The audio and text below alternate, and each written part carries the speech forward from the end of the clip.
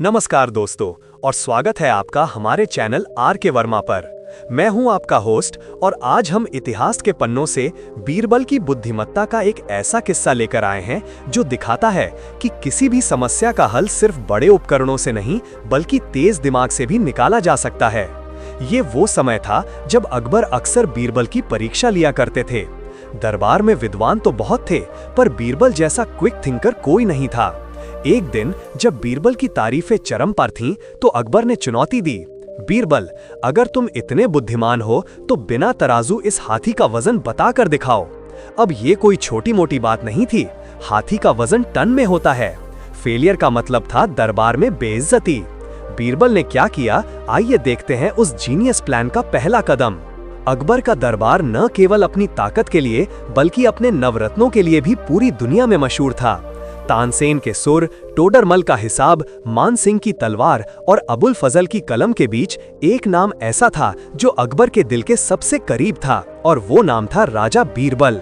बीरबल, जिनका असली नाम महेश दास था, अपनी हाजिर जवाबी और तीक्ष्ण बुद्धि के लिए जाने जाते थे। उनकी बुद्धिमत्ता के किस्से न केवल आगरा की गलियों में बल्कि दूर दराज के मुल्कों तक मशहूर थे। लेकिन कहते हैं ना कि जब कोई इंसान सफलता की सीढ़ियां इतनी तेजी से चढ़ता है तो उसके दुश्मनों की तादाद भी उतनी ही तेजी से बढ़ती है। दरबार में कई ऐसे वजीर और अमीर थे जो बीरबल की इस लोकप्रियता से जलते थे। उन्हें लगता था कि एक हिंदू ब्राह्मण बादशाह के इतने करीब कैसे हो सकता है। उनकी आंखों में बीरबल की हर सफलता एक कांटे की तरह चुभती थी। उस दिन की शुरुआत भी रोज की तरह हुई थी। बादशाह अकबर अपने शाही तख्त पर विराजमान थे। उनके सिर पर जड़ी हुई पगड़ी और बदन पर रेशमी लिबास उनकी शानो शौकत को बयां कर रहे थे। दरबार में इत्र की भीनी भीनी खुशबू फैली हुई थी और पंखे वाले बड़े बड़े मोर पंख के पंखों से हवा कर रहे थे। आज दरबार में एक खास मेहमान आने वाला था, या यूं कहें कि एक खास तोहफा आने वाला था। दक्षिण भारत की एक रियासत से, जिसने हाल ही में मुगल सल्तनत की अधीनता स्वीकार की थी, बादशाह के लिए एक नायाब तोहफा भेजा गया था। दरबारियों के बीच कानाफूसी चल रही थी कि आखिर वो तोहफा क्या है। तभी किले के मुख्य द्वार से एक जोरदार चिंगाड़ सुनाई दी। ये आवाज इतनी तेज और डरावनी थी कि दरबार में मौजूद कई कमजोर दिल वाले सिपह सालार भी अपनी जगहों पर सहर उठे। जमीन में हल्का सा कंपन महसूस हुआ, जैसे कोई भारी भरकम चीज धीरे धीरे आगे बढ़ रही हो। अकबर की आंखों में चमक आ गई।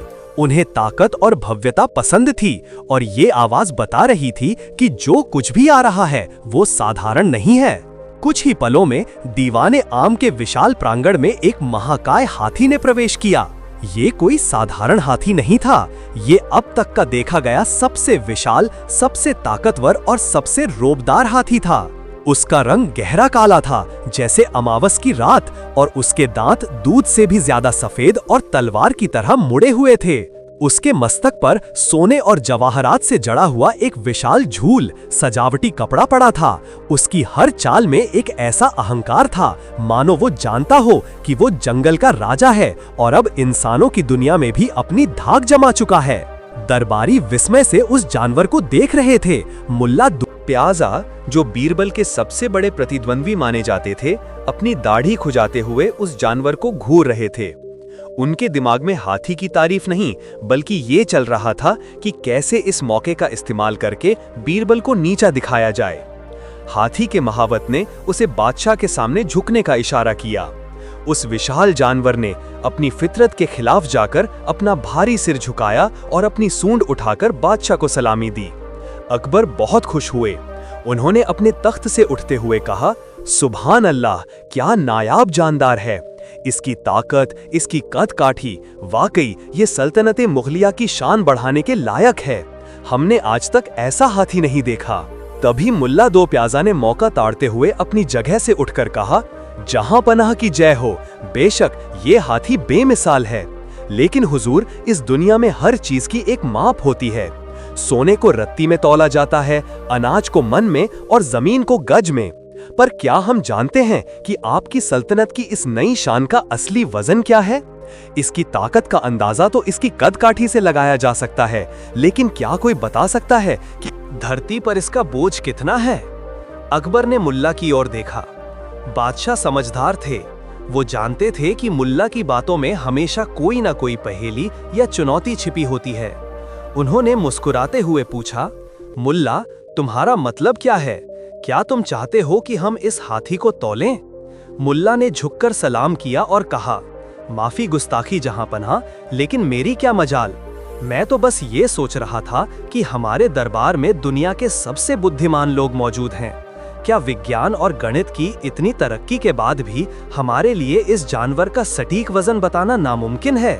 सुना है अकल बड़ी होती है भैंस से, माफ कीजिएगा, हाथी से। तो क्या आज ये साबित हो सकता है?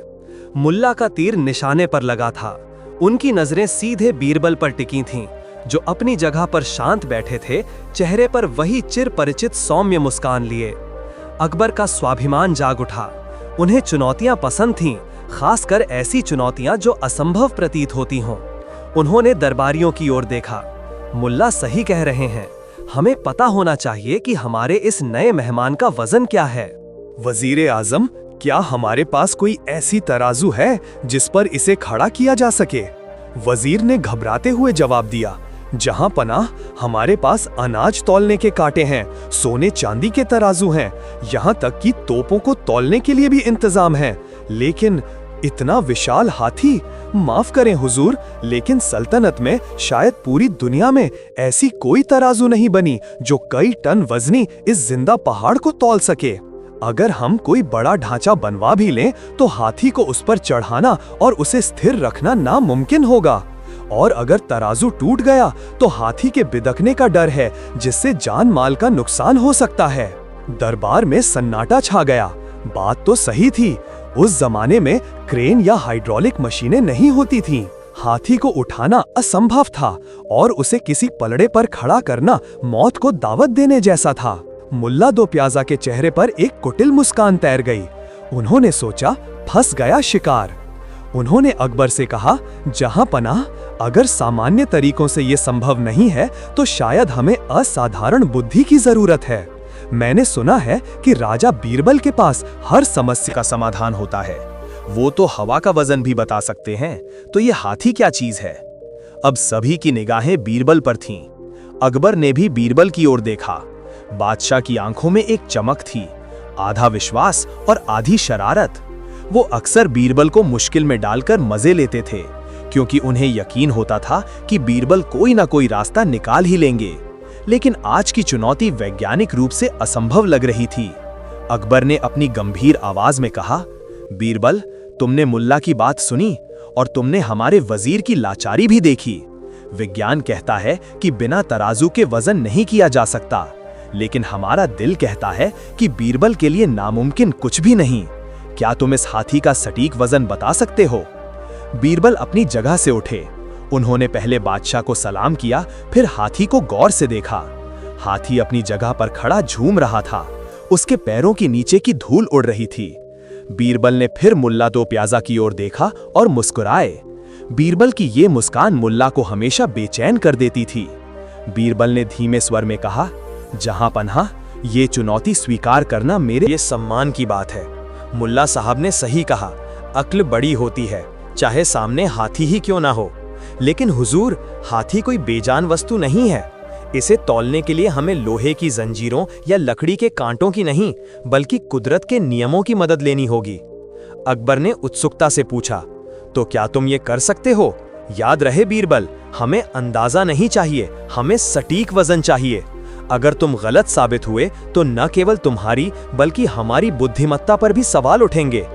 बीरबल ने सिर झुकाया, जी हुजूर, मैं आपको इस हाथी का सटीक वजन बताऊंगा, लेकिन इसके लिए मुझे दरबार से बाहर जाने की इजाजत चाहिए होगी और कुछ विशेष प्रबंध करने होंगे। मुल्ला दो प्याजा ने बीच में टोका, कहीं आप वजन बताने के बहाने हाथी को लेकर जंगल में भागने की फिराक में तो नहीं है राजा साहब? दरबारी हंस पड़े। बीरबल ने हंसते हुए जवाब दिया, मुल्ला जी, अगर मैं भागना भी चाहूं तो इस हाथी की रफ्तार से ज्यादा तेज तो मेरी अक्ल दौड़ती है। मुझे भागने के लिए हाथी की जरूरत नहीं, मुझे बस थोड़ा वक्त चाहिए। अकबर ने हाथ उठाकर सबको शांत किया। ठीक है बीरबल, तुम्हें जो चाहिए वो मिलेगा, लेकिन ये काम आज ही होना चाहिए। सूरज ढलने से पहले हमें इस हाथी का वजन पता होना चाहिए। अगर तुम नाकाम रहे तो तुम्हें इस हाथी के वजन के बराबर ही सोने के सिक्के जुर्माने के तौर पर खजाने में जमा कराने होंगे। ये शर्त बहुत कड़ी थी। हाथी का वजन हजारों किलो होता है, उतना सोना तो किसी रियासत का पूरा खजाना खाली कर दे। लेकिन बीरबल के माथे पर शिकन तक नहीं थी।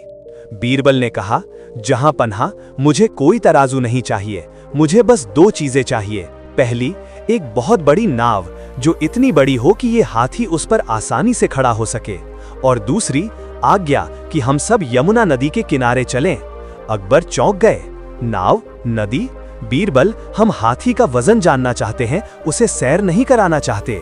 बीरबल ने रहस्यमयी ढंग से कहा, हुजूर, कभी कभी मंजिल तक पहुंचने के लिए रास्ता बदलना पड़ता है। आप बस मुझ पर भरोसा रखें। नदी का पानी ही आज हमारा तराजू बनेगा।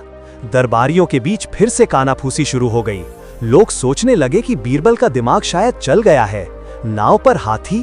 क्या वो हाथी को डुबोना चाहते हैं या वो जल समाधि लेना चाहते हैं? किसी को कुछ समझ नहीं आ रहा था। लेकिन अकबर को बीरबल की आंखों में वो आत्मविश्वास दिखा जो उन्हें हमेशा आश्वस्त करता था। अकबर ने आदेश दिया, शाही रक्षकों को तैयार किया जाए, हम सब यमुना तट पर जाएंगे, और मल्लाहों को हुक्म दिया जाए कि सबसे बड़ी और मजबूत नाव को किनारे पर तैयार रखें। कारवां चल पड़ा। आगे आगे शाही हाथी, उसके पीछे बादशाह की सवारी, फिर नवरत्न और अन्य दरबारी, और अंत में आम जनता का हुजूम जो ये तमाशा देखने के लिए उमड़ पड़ा था। यमुना का किनारा आगरा के किले से ज्यादा दूर नहीं था। दोपहर की धूप तीखी थी, लेकिन लोगों का उत्साह उससे कहीं ज्यादा था। नदी के किनारे पहुंचकर देखा गया कि एक विशाल मालवाहक नाव तैयार खड़ी थी। ये नाव आमतौर पर बड़े पत्थरों या व्यापार के भारी सामान को ढोने के काम आती थी। मल्लाह डरे हुए थे। उन्हें समझ नहीं आ रहा था कि बादशाह और उनका पूरा दरबार आज नदी किनारे क्या करने आया है। क्या कोई युद्ध होने वाला है या कोई नई विपत्ति आई है? बीरबल घोड़े से उतरे और नाव का मुआयना किया। उन्होंने बीरबलों से पूछा, क्या ये नाव इस हाथी का भार सह लेगी?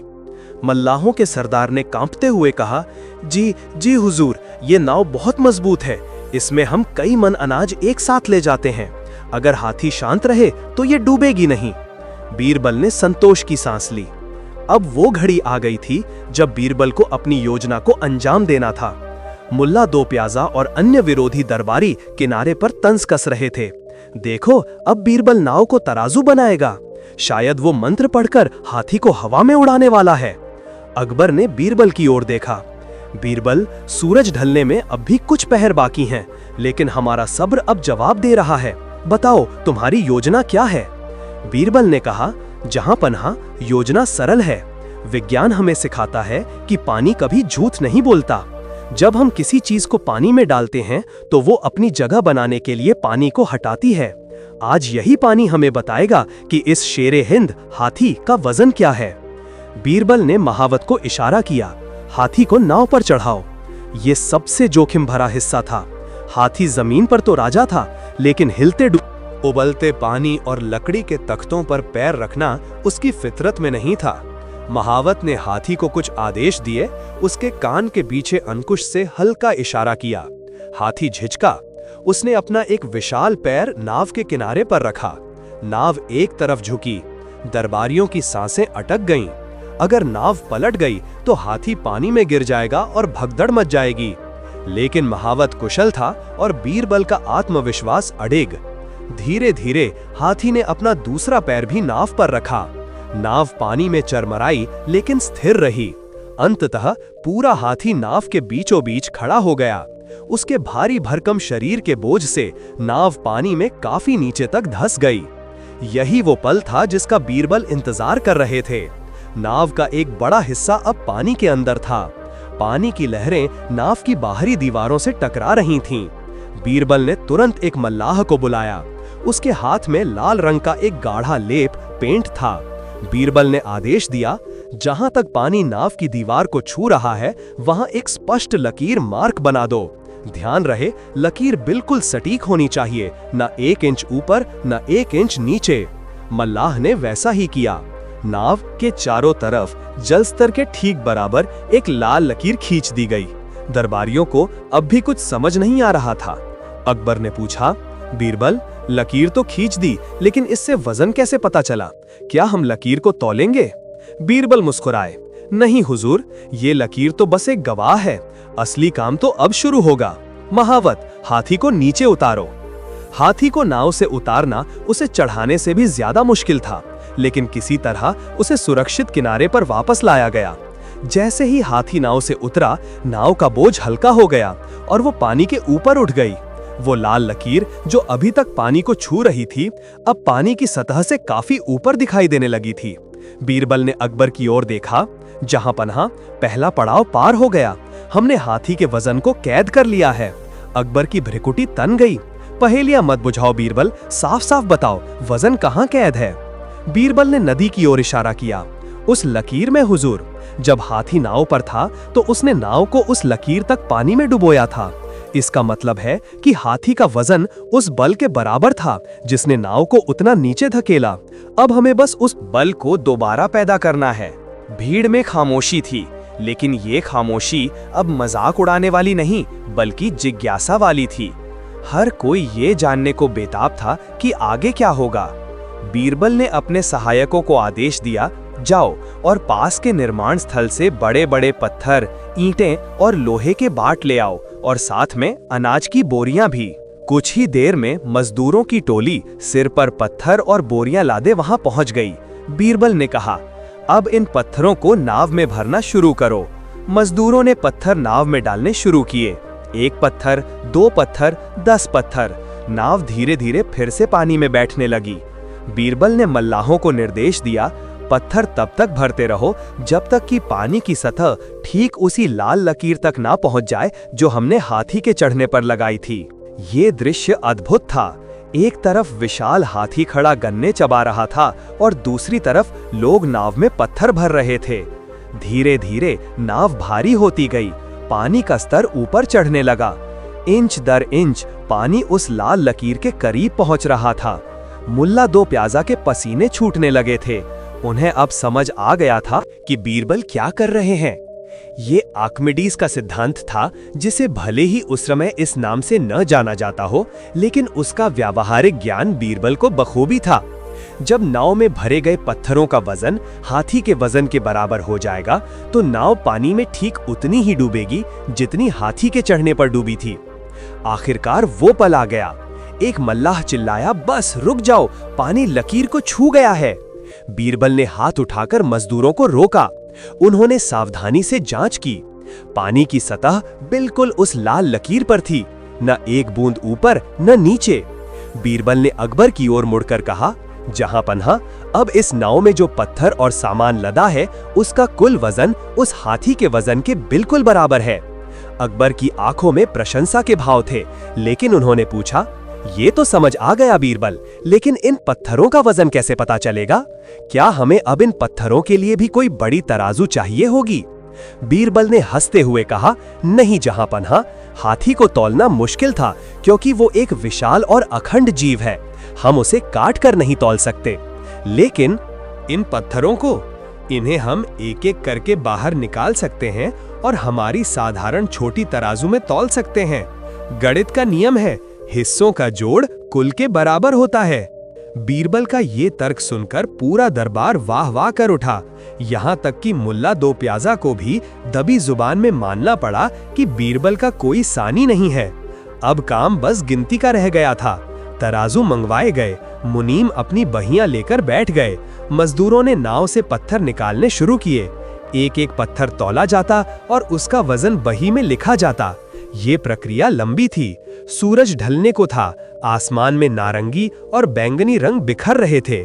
यमुना का पानी सुनहरी आभा में चमक रहा था, लेकिन किसी को घर जाने की जल्दी नहीं थी। सब उस अंतिम आंकड़े का इंतजार कर रहे थे। घंटों की मेहनत के बाद आखिरी पत्थर तौला गया। टोडरमल ने, जो हिसाब किताब में माहिर थे, सभी आंकड़ों को जोड़ा। दरबार में सन्नाटा छा गया। टोडरमल अपनी जगह से उठे और अकबर के सामने नतमस्तक हुए। जहां पन्हा, हिसाब पूरा हुआ। अकबर ने अधीरता से पूछा, तो बताओ वजीर, हमारे शेर हिंद का वजन कितना है? टोडरमल ने ऊंची आवाज में ऐलान किया, जहां पन्हा, इस हाथी का वजन है 3855 किलो। काल्पनिक आंकड़ा उस समय के मन या सेर में बताया गया होगा। बीरबल ने झुककर कहा, हुजूर, यही है इस हाथी का सटीक वजन, बिना किसी विशाल मशीन के, बिना किसी जोखिम के। अकबर ने अपने गले से मोतियों की माला उतारी और बीरबल की ओर बढ़ा दी। बीरबल, मान गए, तुम्हारी बुद्धि के आगे हर समस्या छोटी है। तुमने न केवल हमारी चुनौती पूरी की, बल्कि हमें विज्ञान का एक ऐसा सबक सिखाया जो सदियों तक याद रखा जाएगा। भीड़ ने बीरबल की जय के नारे लगाए। हाथी ने भी जैसे सहमति में अपनी सूंड उठाई। यह दिन इतिहास में दर्ज हो गया था, लेकिन कहानी अभी खत्म नहीं हुई थी। बीरबल की इस जीत ने दरबार में कई नए समीकरण बना दिए थे। मुल्ला दो प्याजा और उनके साथी अपनी हार को पचा नहीं पा रहे थे। वो जानते थे कि अगर बीरबल का कद और बढ़ा तो दरबार में उनकी जगह खतरे में पड़ जाएगी। वापसी के रास्ते में जब सूरज पूरी तरह ढल चुका था और मशालें जल उठी थीं, एक अंधेरे कोने में एक नई साजिश रची जा रही थी। एक ऐसी साजिश जो सिर्फ वजन या तराजू की नहीं थी, बल्कि बीरबल के अस्तित्व पर ही सवाल खड़ा करने वाली थी। अगली सुबह क्या होने वाला था, इसका अंदाजा शायद बीरबल को भी नहीं था, क्योंकि बुद्धिमत्ता का इम्तिहान एक बार नहीं होता, वो हर रोज होता है। और अकबर के दरबार में तो हर नया दिन एक नई चुनौती लेकर आता था। जैसे ही बीरबल अपने महल में दाखिल हुए, उन्हें एक गुप्त संदेश मिला। एक छोटा सा कागज का टुकड़ा जिस पर कोई नाम नहीं था, बस एक पहेली लिखी थी। वो पहेली क्या थी और उसका संबंध आने वाले कल से कैसे था? बीरबल ने हाथी को तो तौल दिया, लेकिन अब उनके सामने एक ऐसी चुनौती आने वाली थी जिसे तौला नहीं जा सकता था। वो गुप्त चिट्ठी और उसमें छिपी एक खौफनाक चेतावनी। क्या बीरबल के ही घर में कोई भेदी छिपा था? और क्यों बादशाह अकबर अगले दिन बीरबल को गिरफ्तार करने का हुक्म देने वाले थे? जानने के लिए देखिए इस कहानी का दूसरा भाग। आगरा की रात गहरी हो चुकी थी। यमुना का पानी अब शांत था और शाही किले की दीवारें खामोश खड़ी थीं, मानो दिन भर के शोर शराबे के बाद आराम फरमा रही हों। बीरबल अपने कक्ष में बैठे थे। उनके सामने मेज पर एक जलता हुआ दिया रखा था, जिसकी लौ हवा के हल्के झोंकों से फड़फड़ा रही थी। वो लौ बीरबल के मन की स्थिति को बयां कर रही थी, स्थिर फिर भी चंचल। आज की जीत बहुत बड़ी थी। हाथी को तौलकर उन्होंने न केवल अपनी बुद्धिमत्ता का लोहा मनवाया था, बल्कि विज्ञान और तर्क की एक नई मिसाल कायम की थी। लेकिन बीरबल जानते थे कि सियासत की दुनिया में हर जीत अपने साथ नए दुश्मन लेकर आती है। वो गुप्त चिट्ठी अब भी उनके हाथ में थी। कागज पुराना था, स्याही सस्ती, लेकिन उस पर लिखे शब्द किसी शाही फरमान से ज्यादा भारी थे। उस पर लिखा था, सूरज ढल चुका है, परछाइयां लंबी होंगी, होशियार रहना, क्योंकि महल की दीवारों के भी कान होते हैं और भरोसेमंद हाथों में खंजर। ये चेतावनी थी या धमकी? बीरबल ने कागज को दिए की लौ के करीब किया और उसे जलते हुए देखा। राख बनते कागज के साथ उनकी चिंताएं खत्म नहीं हुई, बल्कि और गहरी हो गईं। उन्होंने अपने सेवक को बुलाया और पूछा, रामदीन, क्या आज शाम कोई अजनबी हवेली के आसपास देखा गया था? सेवक ने सिर झुकाकर कहा, नहीं मालिक, बस शाही रसोइये का एक सहायक आया था, आपके लंबी मिठाइयां लेकर कह रहा था कि बादशाह ने खुश होकर भिजवाई हैं। बीरबल की भ्रुकुटी तन गई। मिठाइयां कहाँ हैं वो? सेवक ने एक चांदी का थाल दिखाया जो कोने में रखा था। बीरबल ने उसे सूंघा। उसमें से केसर और इलायची की खुशबू आ रही थी, लेकिन बीरबल की छठी इंद्री कुछ और ही इशारा कर रही थी। उन्होंने थाल को हाथ नहीं लगाया। इसे बाहर फेंकवा दो और ध्यान रहे किसी जानवर को भी ये ना खाने दिया जाए। इसे जमीन में गाड़ दो। सेवक हैरान था, पर हुक्म का गुलाम वो चला गया। बीरबल जानते थे कि हमला सीधा नहीं होगा। जहर तो कायरों का हथियार है। उनके दुश्मन उन्हें मारना नहीं चाहते, वो उन्हें तोड़ना चाहते हैं।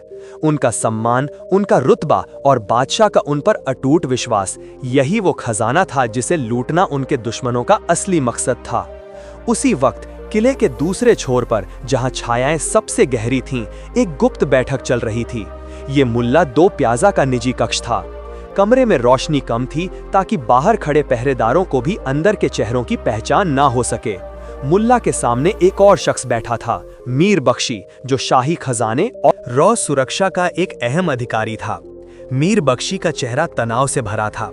मुल्ला जी, उसने फुसफुसाते हुए कहा, आज बीरबल ने जो किया उसके बाद बादशाह की नजरों में वो इंसान नहीं देवता बन गया है। अब उसे हटाना नामुमकिन है। अगर हमने कोई चाल चली और पकड़े गए तो हाथी के पैरों तले कुचले जाने की सजा हमें मिलेगी। मुल्ला दो प्याजा ने एक कुटिल मुस्कान के साथ हुक्का गुड़गुड़ाया।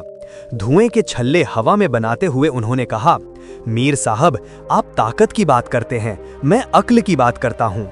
हाथी को तौलना विज्ञान था, लेकिन वफादारी को तौलना सियासत है। अकबर बीरबल की अक्ल का कायल है, लेकिन बादशाह सबसे ज्यादा प्यार अपनी सल्तनत और अपनी सुरक्षा से करता है। अगर हम ये साबित कर दें कि बीरबल की बुद्धिमत्ता अब सल्तनत के लिए खतरा बन गई है, तो वही बादशाह जो आज उसे गले लगा रहा था, कल उसे जंजीरों में जकड़ देगा। मीर बख्शी ने उत्सुकता से पूछा, लेकिन ये होगा कैसे? बीरबल तो वफादारी की मूरत है। मुल्ला ने अपनी आवाज और धीमी कर ली। वफादारी कांच की तरह होती है मीर साहब, एक बार दरार पड़ जाए तो फिर तुड़ती नहीं। हमें बीरबल पर चोरी का नहीं, गद्दारी का इल्जाम लगाना होगा, और सबूत ऐसा होना चाहिए जो उसकी हवेली से निकले, उसके अपने संदूक से। मुल्ला ने अपनी आस्तीन से एक मखमली थैली निकाली। उसे खोला तो अंदर एक सुनहरी चमक दिखाई दी। ये शाही मुहर, रॉयल सील थी। वो मुहर जिसका इस्तेमाल बादशाह के खास फरमानों पर होता था। इसके बिना कोई भी बड़ा आदेश पारित नहीं हो सकता था, और अगर ये किसी गलत हाथ में पड़ जाए तो वो पूरी सल्तनत को युद्ध की आग में झोंक सकता था। मीर बख्शी की आंखें फटी की फटी रह गईं। ये आपके पास कैसे आई? ये तो दीवाने खास के सबसे सुरक्षित कक्ष में होनी चाहिए। मुल्ला ने हंसते हुए कहा, हर ताले की एक चाबी होती है और हर पहरेदार की एक कीमत। अब सुनो, आज रात जब बीरबल सो रहा होगा, मेरा एक खास आदमी जो परछाई की तरह चलता है, इस मुहर को बीरबल के निजी दस्तावेजों के संदूक में छिपा देगा। कल सुबह जब बादशाह मुहर मांगेंगे और वो नहीं मिलेगी तो कोहराम मचेगा। हम सलाह देंगे कि सभी दरबारियों के घरों की तलाशी ली जाए, और जब ये मुहर बीरबल के घर से निकलेगी तो सोचिए क्या होगा। साजिश रची जा चुकी थी। रात के तीसरे पहर जब पूरा आगरा गहरी नींद में था, एक साया बीरबल की हवेली की छत पर उतरा। वो इतना माहिर था कि सूखी पत्तियों के चरमराने की आवाज भी नहीं हुई। बीरबल की हवेली की सुरक्षा कड़ी थी, लेकिन अंदर का भेदी लंका ढाए। उस साये को पता था कि रक्षक कब बदलते हैं और किस खिड़की की कुंडी ढीली है। बीरबल अपने कक्ष में सो रहे थे या शायद सोने का नाटक कर रहे थे, ये कहना मुश्किल था। उस घुसपैठिए ने दबे पांव कमरे में प्रवेश किया। उसने बीरबल की मेज के पास रखे एक भारी लकड़ी के संदूक को धीरे से खोला। संदूक में शाही दस्तावेज और कुछ निजी पत्र थे। उसने शाही मुहर को उन कागजों के सबसे नीचे दबा दिया, संदूक बंद किया और हवा की तरह गायब हो गया। बीरबल ने करवट बदली। उनकी नींद कच्ची थी। उन्हें लगा कि कमरे में हवा का दबाव कुछ बदला है। उन्होंने आंखें खोली। सब कुछ सामान्य था, लेकिन कमरे में एक अजीब सी गंध थी, मिट्टी के तेल और पसीने की मिली-जुली गंध जो उनके कक्ष की नहीं थी। बीरबल उठे। उन्होंने संदूक की तरफ देखा। ताला लगा हुआ था। शायद मेरा वहम है, उन्होंने सोचा और वापस लेट गए। लेकिन नींद अब उनकी आंखों से कोसों दूर थी। सुबह का सूरज एक नई तबाही का संदेश लेकर आया। दीवाने खास में अफरा तफरी का माहौल था। बादशाह अकबर का चेहरा गुस्से से लाल था। उनके हाथ कांप रहे थे, डर से नहीं बल्कि क्रोध से। ये कैसे मुमकिन है? अकबर की आवाज दीवाने खास की ऊंची छतों से टकराकर गूंज उठी। शाही मोहर गायब है। क्या तुम लोग सो रहे थे? अगर वो मोहर दुश्मनों के हाथ लग गई तो वे हमारी फौज को गलत आदेश भेज सकते हैं, हमारे खजाने खाली करवा सकते हैं। ये चोरी नहीं, ये बगावत है। सुरक्षा प्रमुख मीर बख्शी, जो साजिश में शामिल था, घुटनों के बल बैठा कांप रहा था। हालांकि ये उसका अभिनय था।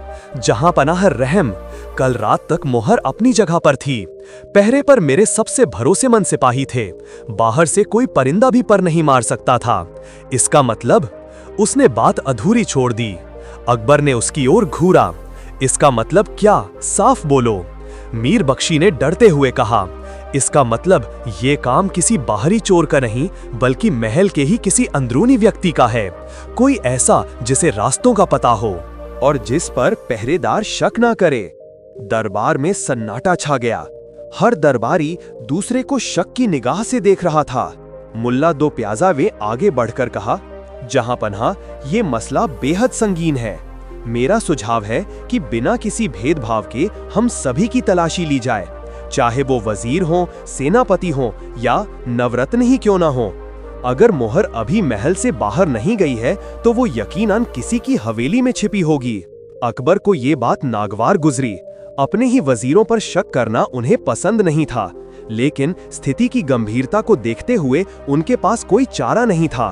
उन्होंने भारी मन से आदेश दिया, ठीक है, शाही रक्षक अभी जाएंगे। सबसे पहले मेरी तलाशी लो, फिर शहजादों की और फिर सभी दरबारियों की। किसी को बख्शा नहीं जाएगा। तलवारों की खनक और बूटों की आवाज से आगरा गूंज उठा। रक्षकों की टोलियां अलग अलग हवेलियों की तरफ दौड़ीं। बीरबल दरबार में मौजूद थे। वो शांत थे, लेकिन उनका दिमाग तेजी से चल रहा था। मुल्ला दो प्याजा की आंखों में एक अजीब सी चमक थी जो बीरबल से छिप नहीं सकी। बीरबल समझ गए कि तीर कमान से निकल चुका है और न निशाना वही है। कुछ ही देर में तलाशी अभियान की खबरें आने लगी। टोडरमल के घर कुछ नहीं मिला। मान सिंह का खेमा साफ था। अब बारी बीरबल की हवेली की थी। शाही रक्षकों का एक दस्ता, जिसका नेतृत्व खुद मीर बख्शी कर रहा था, बीरबल की हवेली पहुंचा। बीरबल भी उनके साथ थे। माफ कीजिएगा राजा साहब, मीर बख्शी ने बनावटी विनम्रता से कहा, हमें हुक्म की तामील करनी होगी। बीरबल ने दरवाजा खोला। नेकी और पूछ-पूछ, आप अपना काम करें मीर साहब, मेरे घर के दरवाजे कानून के लिए हमेशा खुले हैं। सिपाही अंदर घुस गए। अलमारियां खाली की गईं, बिस्तर पलटे गए, रसोई के बर्तन खंगाले गए। कुछ नहीं मिला। मीर बख्शी के माथे पर पसीना आने लगा। क्या उसका आदमी काम करने में नाकाम रहा? तभी उसकी नजर उस पुराने लकड़ी के संदूक पर पड़ी जो बीरबल के अध्ययन कक्ष में रखा था। उस संदूक में क्या है? मीर बख्शी ने कड़क आवाज में पूछा। बीरबल ने सहज भाव से कहा, कुछ निजी पत्र और कविताएं हैं। मीर बख्शी ने सिपाही को इशारा किया, तोड़ दो ताला। सिपाही ने अपनी तलवार की मूठ से प्रहार किया और ताला टूट गया। ढक्कन खोला गया। सिपाही ने कागज उलटने पलटने शुरू किए। अचानक एक धातु की खनक सुनाई दी। सिपाही ने हाथ अंदर डाला और जब उसने मुट्ठी बाहर निकाली तो सबकी सांसें थम गईं।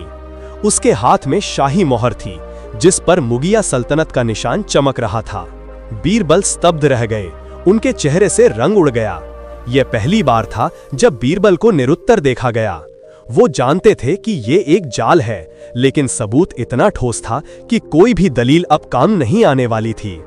मीर बख्शी के चेहरे पर विजय की मुस्कान थी। राजा बीरबल, उसने आधिकारिक स्वर में कहा, शाही अमानत की चोरी और खयानत के जुर्म में आपको गिरफ्तार किया जाता है। बीरबल ने कोई विरोध नहीं किया। उन्होंने बस इतना कहा, सत्य परेशान हो सकता है मीर साहब, पराजित नहीं। सिपाहियों ने बीरबल के हाथों में हथकड़ियां डाल दी। वही हाथ जिन्होंने कल सल्तनत की शान बढ़ाई थी, आज जंजीरों में जकड़े हुए थे। जब बीरबल को दरबार में लाया गया तो अकबर अपनी आंखों पर विश्वास नहीं कर पा रहे थे। उनके सामने मेज पर वो मोहर रखी थी और उसके बगल में खड़ा था उनका सबसे प्रिय मित्र, एक मुजरिम की तरह। अकबर की आवाज भर आ गई, बीरबल, ये हम क्या देख रहे हैं? तुम और चोरी, वो भी शाही मोहर की। अगर तुम्हें दौलत चाहिए थी तो खजाना खोल देते, अगर ताकत चाहिए थी तो फौज दे देते, लेकिन ये धोखा। बीरबल ने सिर उठाया। उनकी आंखों में आंसू नहीं बल्कि एक दृढ़ता थी। जहां पनाह, जो दिखता है वो हमेशा सच नहीं होता। ये मोहर मेरे संदूक से जरूर मिली है, लेकिन इसे मैंने नहीं रखा। ये मेरे खिलाफ एक गहरी साजिश है। मुल्ला दो प्याजा ने तंज कसा। साजिश? हर मुजरिम पकड़े जाने पर यही कहता है जहां पनाह। सबूत गवाही दे रहा है। अगर ये मोहर दुश्मन मुल्क के जासूसों तक पहुंच जाती तो आज आगरा खून से नहा रहा होता। बीरबल ने न केवल चोरी की है बल्कि सल्तनत की सुरक्षा से खिलवाड़ किया है। इसकी सजा सिर्फ मौत होनी चाहिए। दरबार में गद्दार की फुसफुसाहट शुरू हो गई। अकबर असमंजस में थे। सबूत बीरबल के खिलाफ था, लेकिन उनका दिल मानने को तैयार नहीं था। कानून सबके लिए बराबर था, यही अकबर के शासन की नींव थी। उन्होंने भारी मन से फैसला सुनाया, जब तक इस मामले की पूरी तहकीकात नहीं हो जाती, राजा बीरबल को काला गृह ब्लैक डंजन में कैद किया जाए। उनसे कोई नहीं मिल सकेगा और 3 दिन बाद, जुमे की नमाज के बाद, उन्हें अपनी बेगुनाही साबित करने का आखिरी मौका दिया जाएगा। अगर वो नाकाम रहे तो सल्तनत के कानून के मुताबिक उन्हें सजाए मौत दी जाएगी। बीरबल को दरबार से ले जाया गया। जैसे जैसे वो बाहर जा रहे थे, उन्होंने मुल्ला दो प्याजा को अपनी मूंछों पर ताव देते देखा। ये एक मूक युद्ध था जो अब शब्दों से आगे बढ़कर जिंदगी और मौत के खेल में बदल चुका था। आगरा के किले के नीचे जमीन की गहराई में बना काला ग्रह मुगलों की सबसे खौफनाक जेल थी। यहाँ सूरज की रोशनी कभी नहीं पहुंचती थी, दीवारों से सीलन टपकती थी और हवा में सड़न की बदबू थी। बीरबल को एक छोटी सी कोठरी में धकेल दिया गया। लोहे का भारी दरवाजा बंद हुआ और एक भयावह खामोशी छा गई। बीरबल ने जमीन पर पड़े पुआल पर बैठने की बजाय कोठरी का मुआयना करना शुरू किया। उनके पास सिर्फ 3 दिन थे। बाहर उनके दुश्मन जश्न मना रहे होंगे और यहाँ वो अकेले थे। लेकिन बीरबल का दिमाग अब भी उनका सबसे बड़ा हथियार था। रात हो चुकी थी, जेल में घुप अंधेरा था। तभी बीरबल को दरवाजे के पास कुछ खड़बड़ सुनाई दी। एक छोटा सा रोशनदान था जहां से पहरेदार अंदर झांक सकते थे। एक थाली अंदर सरकाई गई, सूखी रोटी और पानी। बीरबल ने पानी का कटोरा उठाया। पीने से पहले उन्होंने देखा कि पानी में एक परछाई हिल रही है। उन्होंने ऊपर देखा। रोशनदान की सलाखों के पीछे एक चेहरा था। वो कोई साधारण सिपाही नहीं था, वो अकबर का वफादार ख्वाजा सरा यूनक था जो अक्सर बीरबल के पास गुप्त संदेश लाता था। उसने होठों पर उंगली रखकर चुप रहने का इशारा किया और फुसफुसाया, राजा साहब, बादशाह सलामत का हुक्म नहीं है, मैं अपनी मर्जी से आया हूँ। बादशाह बहुत दुखी हैं, उन्होंने खाना पीना छोड़ दिया है। वो चाहते हैं कि आप कोई रास्ता निकालें। क्या ये सच है कि आपने मोहर चुराई? बीरबल ने पास जाकर कहा, गुलफाम, तुम मुझे बरसों से जानते हो, क्या तुम्हें लगता है मैं ऐसा करूंगा? गुलफाम ने ना में सिर हिलाया, नहीं मालिक, पर सबूत। बीरबल ने उसे बीच में रोका, सबूत बनाया गया है। मुझे एक बात बताओ, जिस वक्त मेरे घर की तलाशी ली जा रही थी, क्या मुल्ला दो प्याजा दरबार में ही थे? गुलफाम ने याद करते हुए कहा, जी नहीं, जब तलाशी का हुक्म हुआ तो मुल्ला जी कुछ देर के लिए दरबार से बाहर गए थे, ये कहकर कि उनकी तबीयत नासाज है, और जब आपकी गिरफ्तारी की खबर आई वो ठीक होकर वापस आ गए। बीरबल की आंखों में चमक आ गई। बस मुझे यही जानना था। कड़ियां जुड़ रही हैं गुलफाम, अब मेरी एक मदद करो, ये बहुत जोखिम भरा है, अगर पकड़े गए तो जान जा सकती है।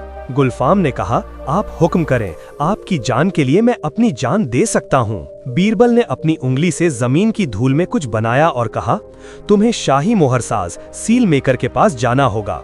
पुराने बाजार के पीछे उसकी दुकान है। उससे पूछना कि पिछले 1 महीने में क्या उसने शाही मोहर जैसी कोई हूबहू नकल तैयार की है, और अगर हाँ तो किसने बनवाई थी। पर ध्यान रहे, उसे ये पता न चले कि तुम मेरे लिए पूछ रहे हो। गुलफाम सिर हिलाकर गायब हो गया। अब बीरबल अकेले थे, लेकिन अब उनके पास एक उम्मीद थी। उन्होंने दिमाग में पूरी घटना को रिवाइंड किया। मोहर का उनके संदूक में मिलना, ताले का टूटा ना होना, इसका मतलब जिसने भी मोहर रखी उसके पास चाबी थी, और चाबी सिर्फ बीरबल के पास रहती थी। नहीं, एक और चाबी थी, एक नकली चाबी जो साल भर पहले गुम हो गई थी। बीरबल को याद आया कि उस वक्त उनका एक नौकर अचानक काम छोड़कर चला गया था। क्या वो नौकर मुल्ला का आदमी था? बीरबल ने दीवार पर सिर टिकाया। जाल बहुत पहले से बुना जा रहा था। अगले दिन जेल में एक और घटना घटी। जेलर, जो एक क्रूर आदमी माना जाता था, बीरबल के पास आया। उसके हाथ में एक कोड़ा था। राजा बीरबल, उसने कर्कश आवाज में कहा, ऊपर से हुक्म है कि तुमसे कबूलनामा लिखवाया जाए। अगर तुम अभी गुनाह कबूल कर लो तो शायद सजाए मौत उम्र कैद में बदल जाए। क्यों अपनी जान गंवाते हो? लिख दो कि लालच में आकर तुमने ऐसा किया। बीरबल ने शांत भाव से पूछा, यह हुक्म बादशाह का है या किसी और का? जेलर झिझका, बादशाह तो दरबार में है, ये वजीर आजम का हुक्म है। बीरबल समझ गए, दुश्मन चाहते हैं कि सुनवाई से पहले ही वो टूट जाए। बीरबल ने मुस्कुराते हुए कहा, जेलर साहब, झूठ के पांव नहीं होते, पर वो बहुत तेज दौड़ता है, लेकिन अंत में उसे सच के आगे घुटने टेकने ही पड़ते हैं। मैं कुछ नहीं लिखूंगा। जेलर गुस्से में पैर पटकता हुआ चला गया। 2 दिन बीत गए, गुलफाम वापस नहीं आया। बीरबल की बेचैनी बढ़ने लगी। क्या गुलफाम पकड़ा गया? अगर ऐसा हुआ तो बीरबल का आखिरी रास्ता भी बंद हो जाएगा। कल जुमे का दिन था, कल फैसला होना था। बीरबल ने कोठरी में टहलना शुरू किया। अगर गुलफाम नहीं आया तो मुझे कोर्ट में खुद को साबित करना होगा, लेकिन कैसे? मोहर असली है, वो मेरे घर से मिली है। तभी बीरबल को एक विचार आया। उन्होंने शाही मोहर को दरबार में बहुत करीब से देखा था। असली मोहर के किनारे पर एक बहुत बारीक खरोच थी, जो एक बार अकबर के हाथ से गिर जाने के कारण आई थी। ये बात सिर्फ अकबर और बीरबल जानते थे। अगर जो मोहर उनके घर से मिली है उस पर वो खरोच नहीं हुई तो साबित हो जाएगा कि वो मोहर नकली है, और अगर वो खरोच हुई तो फिर वो असली मोहर है। लेकिन अगर वो असली है तो चोर ने उसे चुराकर बीरबल के घर रखा। लेकिन चोर असली मोहर तक पहुंचा कैसे? दीवाने खास के ताले की चाबी सिर्फ बादशाह के पास रहती है। पहेली उलझती जा रही थी। तभी कोठरी के बाहर हल्की आहट हुई। गुलफाम वापस आ गया था, लेकिन वो बुरी तरह हाँफ रहा था। उसके कपड़े फटे हुए थे। मालिक, उसने करहाते हुए कहा, बुरी खबर है, मोहरसाज गायब है। उसकी दुकान 2 दिन पहले ही जला दी गई। पड़ोसियों का कहना है कि वो शहर छोड़कर भाग गया है। बीरबल का दिल बैठ गया। गवाह खत्म कर दिया गया था। अब उनके पास कोई सबूत नहीं था। लेकिन गुलफाम ने रुककर सांस ली। उसकी जली हुई दुकान के मलबे में मुझे ये मिला। उसने एक अध जला कागज का टुकड़ा सलाखों के अंदर डाला। बीरबल ने उसे पकड़ा। उस पर मोहर का एक अधूरा नक्शा डिजाइन बना था और नीचे एक तारीख लिखी थी, वही तारीख जिस दिन बीरबल ने हाथी को तौला था। और कोने में एक हस्ताक्षर था। हस्ताक्षर आधा जल गया था, लेकिन जो बचा था वो काफी था। वो एक खास तरह की सुलेखन शैली कैलीग्राफी थी जिसे बीरबल पहचानते थे। ये शैली मीर बख्शी के मुंशी की थी। बीरबल की आंखों में चमक लौट आई। गुलफाम, तुमने कमाल कर दिया। अब जाओ और किसी सुरक्षित जगह छिप जाओ, कल दरबार में तमाशा होगा। बीरबल ने उस कागज को अपनी पगड़ी के अंदर छिपा लिया। अब उनके पास एक हथियार था। लेकिन क्या ये ही होगा? मीर बख्शी और मुल्ला दो प्याजा बहुत शातिर खिलाड़ी हैं। वो इतनी आसानी से हार नहीं मानेंगे। जुमे की सुबह आई। आसमान में काले बादल छाए हुए थे, जैसे कुदरत भी बीरबल के गम में शरीक हो। दरबार पूरी तरह भरा हुआ था। आज आम जनता को भी आने की इजाजत थी, क्योंकि ये न्याय का सवाल था। अकबर तख्त पर बैठे थे, उनकी आंखें सूजी हुई थीं। बीरबल को जंजीरों में लाया गया। उनके कपड़े मैले थे, दाढ़ी बढ़ी हुई थी, लेकिन उनकी चाल में वही पुराना आत्मविश्वास था। मुल्ला दो प्याजा और मीर बख्शी एक दूसरे को देखकर मुस्कुरा रहे थे। उन्हें लगा कि शिकार अब जाल में पूरी तरह फंस चुका है। कार्यवाही शुरू हुई। काजी ने इल्जाम पढ़कर सुनाया। राजा बीरबल पर शाही मोहर चोरी करने और सल्तनत के खिलाफ साजिश रचने का आरोप है। गवाह और सबूत उनके खिलाफ हैं। बीरबल, क्या तुम अपनी सफाई में कुछ कहना चाहते हो? बीरबल ने अकबर की आंखों में देखा। जहां पनाह, मैं सिर्फ एक सवाल पूछना चाहता हूं। जो मोहर मेरे घर से मिली, क्या वो यहां मौजूद है? अकबर ने इशारा किया। एक तश्तरी में लाल कपड़े के ऊपर वो मोहर रखी गई। बीरबल ने हाँ हुजूर, क्या आप उस मोहर को गौर से देख सकते हैं? क्या ये वही मोहर है जिसका इस्तेमाल आप बरसों से कर रहे हैं? अकबर ने मोहर उठाई, उसे घुमाकर देखा। हाँ बीरबल, ये वही शाही मोहर है, इसमें कोई शक नहीं। बीरबल ने कहा, हुजूर याद कीजिए, 3 साल पहले शिकार के दौरान ये मोहर आपके हाथ से चट्टान पर गिर गई थी। इसके निचले हिस्से में अलिफ अक्षर के पास एक बारीक दरार पड़ गई थी। अकबर ने तुरंत मोहर को पलट कर देखा।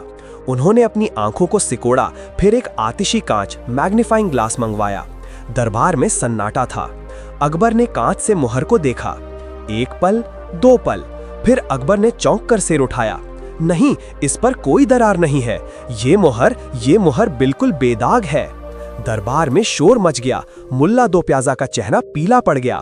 बीरबल ने अपनी आवाज ऊंची की। जहां पनाह, इसका मतलब साफ है, ये मोहर असली नहीं है। ये एक बेहतरीन नकल है। असली मोहर अभी भी शाही खजाने में या चोर के पास है। मुझे फंसाने के लिए एक नकली मोहर बनवाई गई और मेरे घर में रख दी गई। मीर बख्शी चिल्लाया, ये झूठ है। हो सकता है बीरबल ने दरार वाली बात मनगढ़ंत बनाई हो। अकबर ने गुस्से से कहा, खामोश, हमें याद है वो वाकया। बीरबल सच कह रहा है। असली मोहर पर दरार थी, इसका मतलब ये मोहर नकली है। बीरबल ने अपनी पगड़ी से वो अधजला कागज निकाला। और ये नकली मोहर किसने बनवाई, उसका सबूत यहाँ है।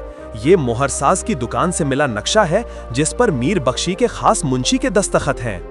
बीरबल ने कागज अकबर की ओर बढ़ाया। मीर बख्शी पसीने से तरबतर हो गया। वो भागने के लिए मुड़ा, लेकिन शाही रक्षकों ने उसे दबोच लिया। अकबर का गुस्सा अब 7वें आसमान पर था। मीर बख्शी, तो ये तुम्हारी साजिश थी। तुमने न केवल हमारे नवरत्न को फंसाया, बल्कि शाही मोहर की नकल बनवाकर सल्तनत के साथ धोखा किया। मीर बख्शी गिड़गिड़ाने लगा, हुजूर मुझे माफ कर दें, मैं तो बस मोहरा था, असली दिमाग तो। उसने मुल्ला दो प्याजा की तरफ देखने की कोशिश की, लेकिन मुल्ला ने उसे इतनी खौफनाक नजरों से देखा कि उसकी जुबान हलक में ही सूख गई।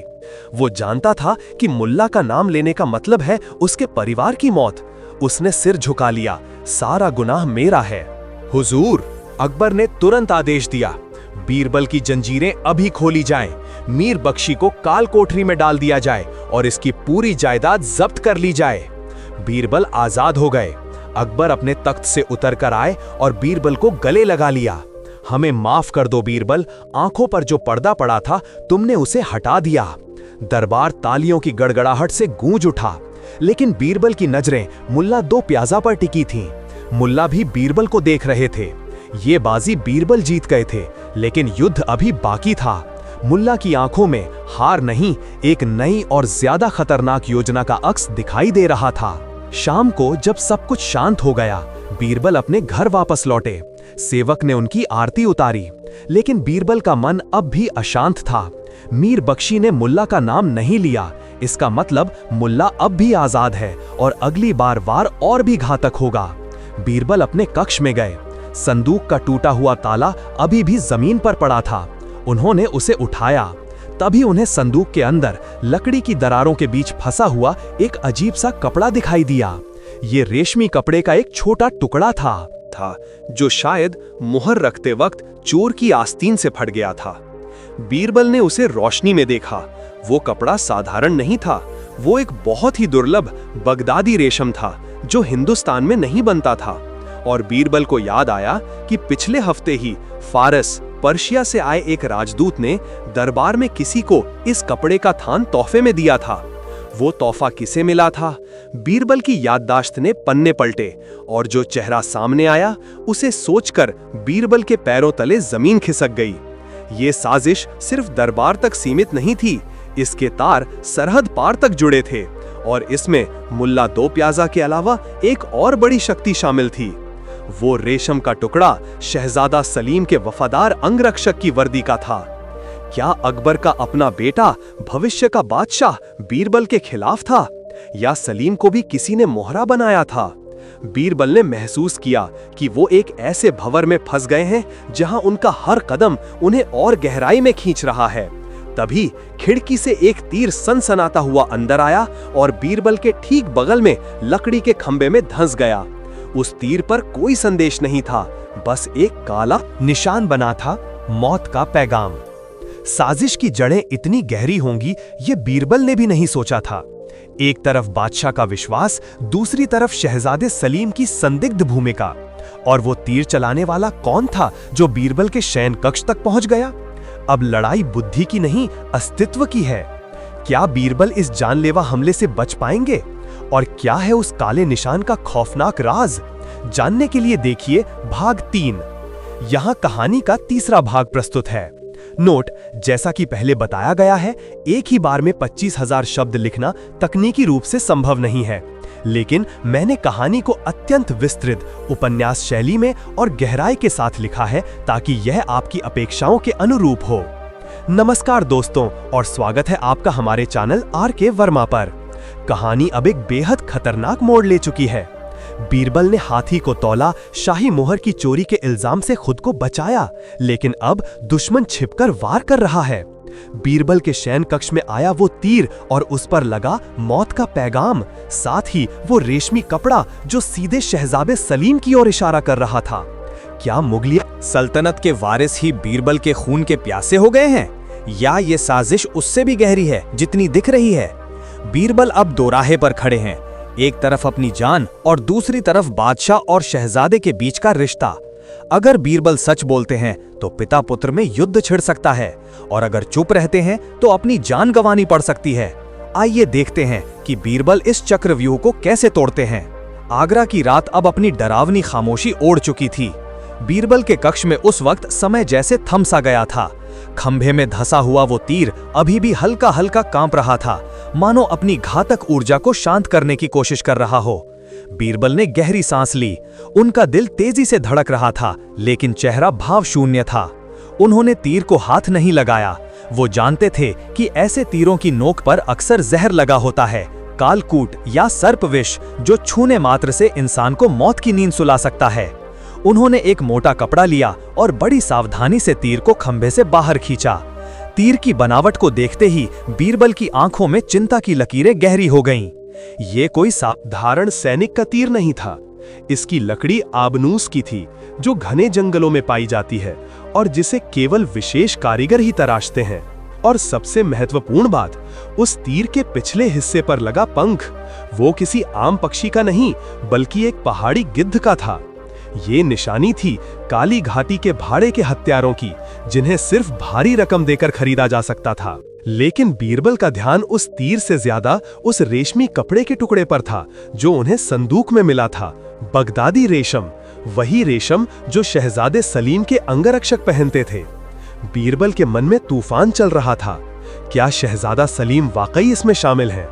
सलीम और बीरबल के रिश्ते कभी बहुत मधुर नहीं रहे थे। सलीम को लगता था कि बीरबल अकबर के कान भरते हैं और उन्हें अनुशासन में रखने की वकालत करते हैं। लेकिन क्या ये नफरत इतनी बढ़ गई थी कि शहजादा उनकी हत्या करवाना चाहें? बीरबल ने उस रेशम के टुकड़े को अपनी अंगरखा की भीतरी जेब में छिपा लिया। ये सबूत था, लेकिन ऐसा सबूत जो बारूद की ढेर की तरह था। अगर उन्होंने इसे अकबर को दिखाया तो बादशाह का दिल टूट जाएगा।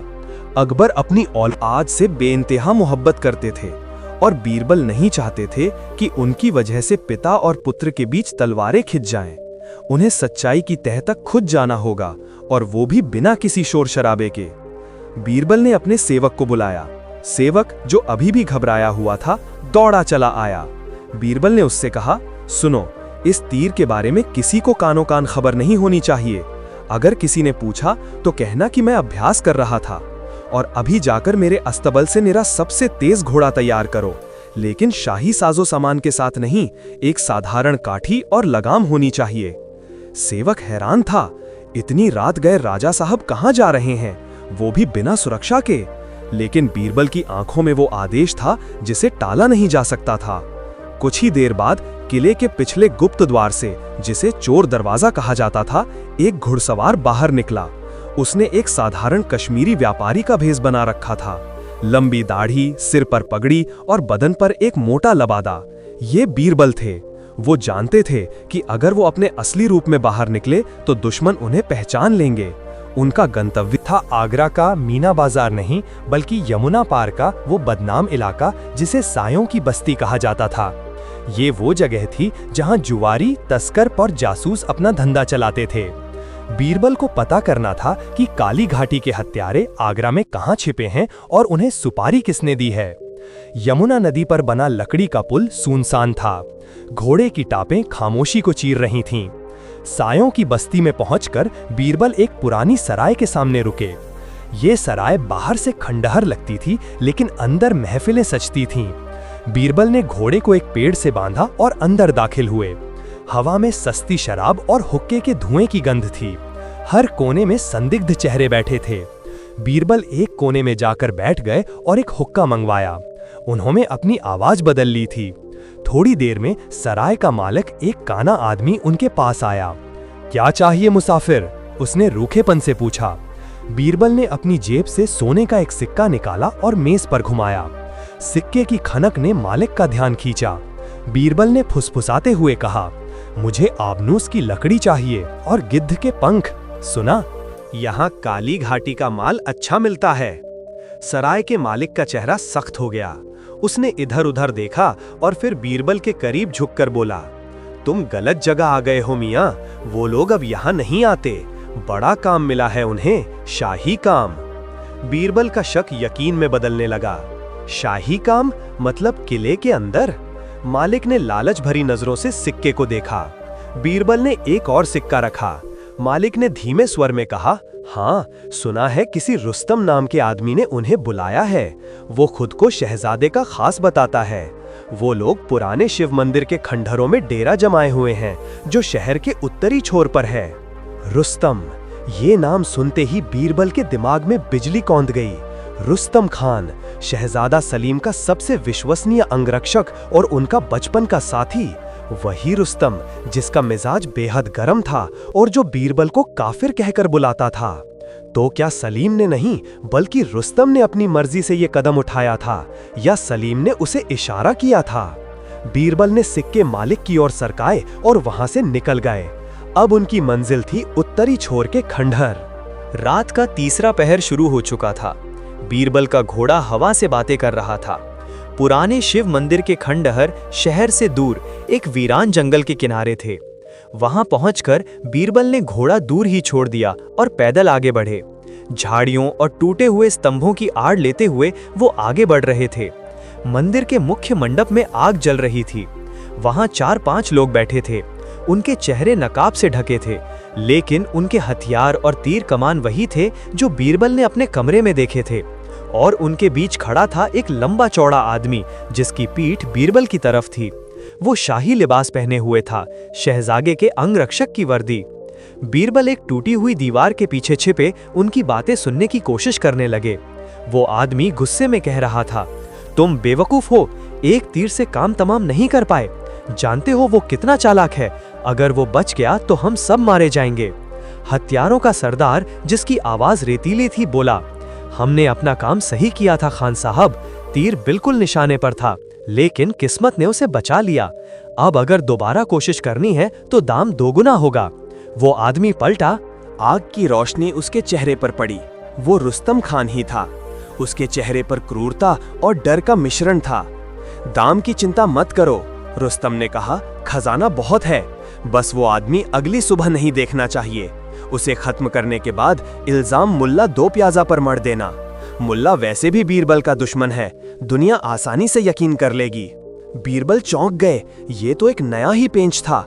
रुस्तम न केवल बीरबल को मारना चाहता था, बल्कि मुल्ला दो प्याजा को भी फंसाना चाहता था। ये एक तीर से 2 शिकार करने की योजना थी। लेकिन क्यों? रुस्तम को इससे क्या फायदा? क्या वो किसी और के लिए काम कर रहा था? बीरबल सोच ही रहे थे कि तभी उनके पैर के नीचे एक सूखी टहनी टूट गई। रात के सन्नाटे में वो आवाज किसी विस्फोट जैसी लगी। कौन है वहां? रुस्तम चिल्लाया और उसने अपनी तलवार खींच ली। हत्यारों ने अपने कमान उठा लिए। बीरबल जानते थे कि अब छिपना बेकार है। वो भाग सकते थे, लेकिन वो सच्चाई जानना चाहते थे। बीरबल बाहर निकले, अपने व्यापारी के भेष में ही। उन्होंने हाथों को ऊपर उठाया। बस एक भटका हुआ मुसाफिर हूं हुजूर, उन्होंने आवाज बदल कर कहा। रुस्तम ने उन्हें घूरा। मुसाफिर, इतनी रात को यहाँ क्या कर रहे हो, और तुमने हमारी बातें सुनी? बीरबल ने डरने का नाटक करते हुए कहा, नहीं नहीं सरकार, मैंने कुछ नहीं सुना, मैं तो रास्ता भटक गया था। हत्यारों का सरदार आगे बढ़ा और उसने बीरबल की दाढ़ी पकड़कर खींची। नकली दाढ़ी हाथ में आ गई। बीरबल का असली चेहरा सामने आ गया। अरे ये तो वही है, सरदार चिल्लाया। बीरबल! रुस्तम की आंखों में खून उतर आया। वाह, शिकार खुद चलकर शिकारी के जाल में आ गया। आज तेरी किस्मत तुझे नहीं बचा पाएगी बीरबल। रुस्तम ने तलवार तान ली।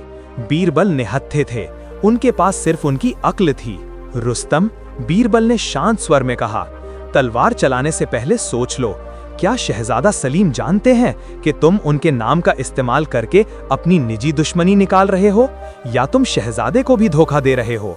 रुस्तम हंसा, एक पागलपन भरी हंसी। शहजादा, वो तो अभी बच्चा है, उसे लगता है कि वो सल्तनत चलाएगा, लेकिन असली ताकत तो हमारे हाथों में होगी। बीरबल, तू हमेशा हमारे रास्ते का कांटा रहा है। तू सलीम का और अकबर के करीब लाता है, और हम चाहते हैं कि सलीम बगावत करे। जब तक तू जिंदा है, सलीम पूरी तरह हमारे काबू में नहीं आएगा। बीरबल को अब पूरा खेल समझ आ गया था। ये सिर्फ उनकी हत्या की साजिश नहीं थी, ये मुगल सल्तनत के खिलाफ बगावत की तैयारी थी। रुस्तम और उसके जैसे कुछ अमीर सलीम को भड़काकर अकबर के खिलाफ खड़ा करना चाहते थे, ताकि वो अपनी मनमर्जी चला सकें। बीरबल ने पीछे हटते हुए कहा, तो तुम गद्दार हो, तुम सलीम के वफादार नहीं बल्कि उसके दुश्मन हो। रुस्तम ने गुर्राते हुए कहा, इतिहास विजेताओं का लिखा जाता है बीरबल, मारो इसे। हत्यारों ने तीर छोड़े। बीरबल फुर्ती से एक खंबे के पीछे कूद गए। तीर पत्थर से टकराकर टूट गए। बीरबल ने वहां पड़ी धूल मुट्ठी में भरी और जैसे ही एक हत्यारा करीब आया उसकी आंखों में झोंक दी। हत्यारा चीखा। बीरबल ने उससे तलवार छीन ली। अब लड़ाई बराबर की नहीं लेकिन कम से कम मुकाबले की थी। बीरबल एक विद्वान थे, योद्धा नहीं, लेकिन जान बचाने की कला वो बखूबी जानते थे। वो खंडरों की भूल भुलैया में दौड़ पड़े। रुस्तम और उसके आदमी उनके पीछे थे। उसे जिंदा मत छोड़ना। रुस्तम चिल्ला रहा था। बीरबल एक ऊंची दीवार पर चढ़ गए। नीचे यमुना नदी बह रही थी। उनके पास दो रास्ते थे, या तो लड़ते हुए मरना या नदी में कूदना। नदी उफान पर थी, कूदना भी मौत को दावत देने जैसा था, लेकिन बीरबल ने हमेशा जोखिम उठाया था। उन्होंने रुस्तम की ओर देखा और कहा, याद रखना रुस्तम, पाप का घड़ा जब भरता है तो वो फूटता जरूर है, और वो घड़ा मैं ही फोड़ूंगा। इसके साथ ही बीरबल ने छलांग लगा दी। पानी में गिरते ही ठंडा सन्नाटा छा गया। बीरबल को तैरना आता था, लेकिन धारा बहुत तेज थी। वो पानी के अंदर सांस रोके बहते चले गए। ऊपर से कली तीर पानी में आए, लेकिन निशाना चूक गए। रुस्तम ने ऊपर से देखा और थूक दिया, नदी उसे निगल जाएगी, चलो हमारा काम हो गया। बीरबल नदी की धारा के साथ बहते हुए शहर से काफी दूर निकल गए। जब वो किनारे लगे तो सूरज की पहली किरणें फूट रही थीं। वो बुरी तरह थक चुके थे, भीग चुके थे और ठंड से कांप रहे थे, लेकिन वो जिंदा थे। उन्होंने एक मछुआरे की झोपड़ी में शरण ली। मछुआरा उन्हें पहचान नहीं पाया, लेकिन उनकी हालत देखकर उन्हें खाना और सूखे कपड़े दिए। बीरबल ने वहां आराम किया और अपनी अगली चाल सोची। अब वो सीधे दरबार में नहीं जा सकते थे। रुस्तम को लगेगा कि बीरबल मर चुका है। यही बीरबल की सबसे बड़ी ताकत थी। मरा हुआ आदमी वो कर सकता है जो जिंदा नहीं कर सकता, जासूसी। अगले दिन आगरा में खबर फैल गई कि राजा बीरबल गायब हैं। उनके घोड़े की जीन और उनके कुछ कपड़े नदी किनारे मिले थे, जो बीरबल ने खुद वहां छोड़े थे। दरबार में शोक की लहर थी। अकबर बदहवास थे। उन्होंने सेना को आदेश दिया कि यमुना का चप्पा चप्पा छान मारा जाए। मुल्ला दो प्याजा भी हैरान थे। उन्हें पता था कि उन्होंने कुछ नहीं किया तो फिर बीरबल को किसने मारा। रुस्तम दरबार में खड़ा था, चेहरे पर झूठा दुख लिए, लेकिन अंदर से बेहद खुश। बीरबल ने एक नया भेष बनाया, एक बूढ़े ज्योतिषी का। वो जानते थे कि रुस्तम अंधविश्वासी है। वो शहर के उस मंदिर के पास बैठ गए जहां रुस्तम अक्सर आता था। 2 दिन बाद रुस्तम वहां आया। वो अपनी जीत से खुश था, लेकिन उसके मन में एक डर भी था। क्या बीरबल वाकई मर गया? उसने बूढ़े ज्योतिषी को देखा जिसके पास भीड़ लगी थी। लोग कह रहे थे कि ये बाबा भूत भविष्य सब बताते हैं। रुस्तम ने सोचा कि क्यों ना तसल्ली कर ली जाए। वो बीरबल के पास आया और अपना हाथ आगे किया। बीरबल ने उसे पहचाना, लेकिन अपनी नजरें नीचे रखीं। उन्होंने रुस्तम का हाथ देखा और कांपने का नाटक किया। तेरे हाथ में तो राजयोग है बेटा, बीरबल ने अपनी आवाज को बुजुर्गों जैसा बनाकर कहा। लेकिन एक काली छाया है, एक ऐसा आदमी जिसे तूने पानी में डुबोया, वो वापस आ रहा है। वो पानी से नहीं, आग बनकर आएगा। रुस्तम का चेहरा पीला पड़ गया। उसने हाथ खींच लिया। क्या बकवास कर रहे हो, वो मर चुका है। बीरबल ने शांत भाव से कहा, मुर्दे कभी कभी जिंदों से ज्यादा खतरनाक होते हैं। वो तेरे पास है, तेरे बहुत करीब, और वो एक निशान छोड़ेगा, वही निशान जो तूने उसे दिया था। बीरबल ने एक कोयले के टुकड़े से जमीन पर काली घाटी का वही गिद्ध वाला निशान बना दिया जो उस तीर पर था। रुस्तम डर के मारे पीछे हट गया। उसे लगा कि ये ज्योतिषी कोई साधारण इंसान नहीं है, या तो ये कोई जिन है या बीरबल की आत्मा इसे बता रही है। वो वहां से भाग खड़ा हुआ। बीरबल मुस्कुराए, बीज बो दिया गया था। अब रुस्तम डर के साये में जिएगा, और डर इंसान से गलतियां करवाता है। उधर किले में शहजादा सलीम बेचैन थे। उन्हें अपने अंगरक्षक रुस्तम के व्यवहार में बदलाव दिख रहा था। रुस्तम अब उखड़ा उखड़ा रहता था और रात रात भर जागता था। सलीम ने अपने एक दूसरे विश्वास पात्र को बुलाया और कहा, रुस्तम पर नजर रखो, मुझे लगता है वो कुछ छिपा रहा है, और पता करो कि बीरबल के गायब होने वाली रात वो कहाँ था। बीरबल की गैर मौजूदगी में भी उनका प्रभाव काम कर रहा था। बीरबल जानते थे कि अब अंतिम प्रहार का समय है। उन्हें रुस्तम को रंगे हाथों पकड़वाना था, और वो भी अकबर और सलीम दोनों के सामने। उन्होंने एक पत्र लिखा, लेकिन ये पत्र अकबर के नाम नहीं बल्कि सलीम के नाम था। पत्र में लिखा था, शहजादे, आपका वफादार होने का दावा करने वाला एक आस्तीन का सांप है। वो आपकी आड़ में सल्तनत की जड़ें खोद रहा है। अगर सबूत चाहिए तो आज आधी रात को दीवाने खास के नीचे बने गुप्त तहखाने में आएं। वहां आपको पता चलेगा कि बीरबल का कातिल कौन है और आपका असली दुश्मन कौन। पत्र के नीचे कोई नाम नहीं था, बस वही गिद्ध का निशान बना था। ये पत्र बीरबल ने एक अनाथ बच्चे के जरिए सलीम तक पहुंचाया। सलीम ने जब वो निशान देखा तो वो चौंक गए। ये निशान उन्होंने रुस्तम के सामान में देखा था। सलीम का शक गहरा हो गया। उन्होंने तय किया कि वो तहखामे में जाएंगे।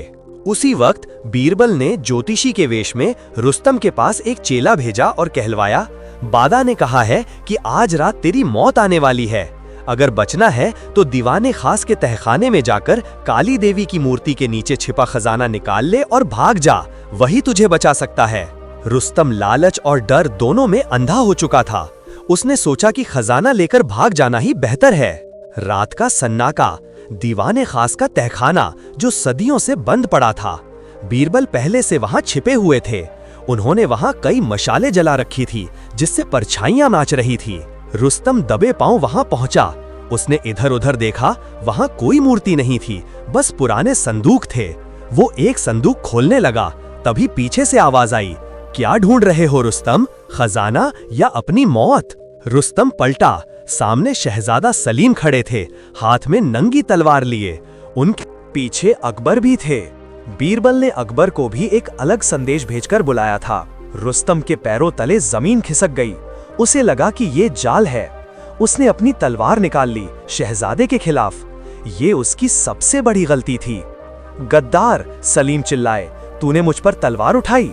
रुस्तम ने पागलों की तरह कहा, मैं अकेला नहीं मरूंगा, ये सब झूठ है। उसने सलीम पर हमला कर दिया। सलीम एक बेहतरीन योद्धा थे, लेकिन रुस्तम भी कम नहीं था। दोनों में भयंकर युद्ध शुरू हो गया। तलवारों की खनक से तहखाना गूंज उठा।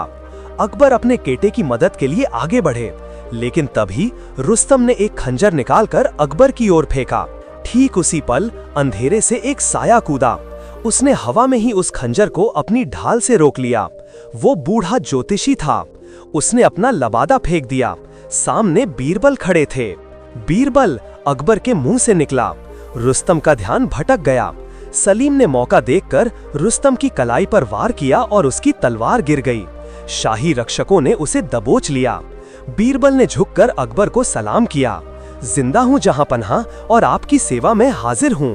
अकबर ने रबल को गले लगा लिया। उनकी आंखों में आंसू थे। हमने सोचा था हमने तुम्हें खो दिया। बीरबल ने कहा, हुजूर, बीरबल को मारना इतना आसान नहीं, लेकिन असली खतरा अभी टला नहीं है। उन्होंने रुस्तम की ओर इशारा किया। ये आदमी सिर्फ एक प्यादा है। इसने कबूला था कि ये किसी बड़े मकसद के लिए काम कर रहा है और इसने सलीम का इस्तेमाल करने की कोशिश की। सलीम ने शर्मिंदगी से सिर झुका लिया।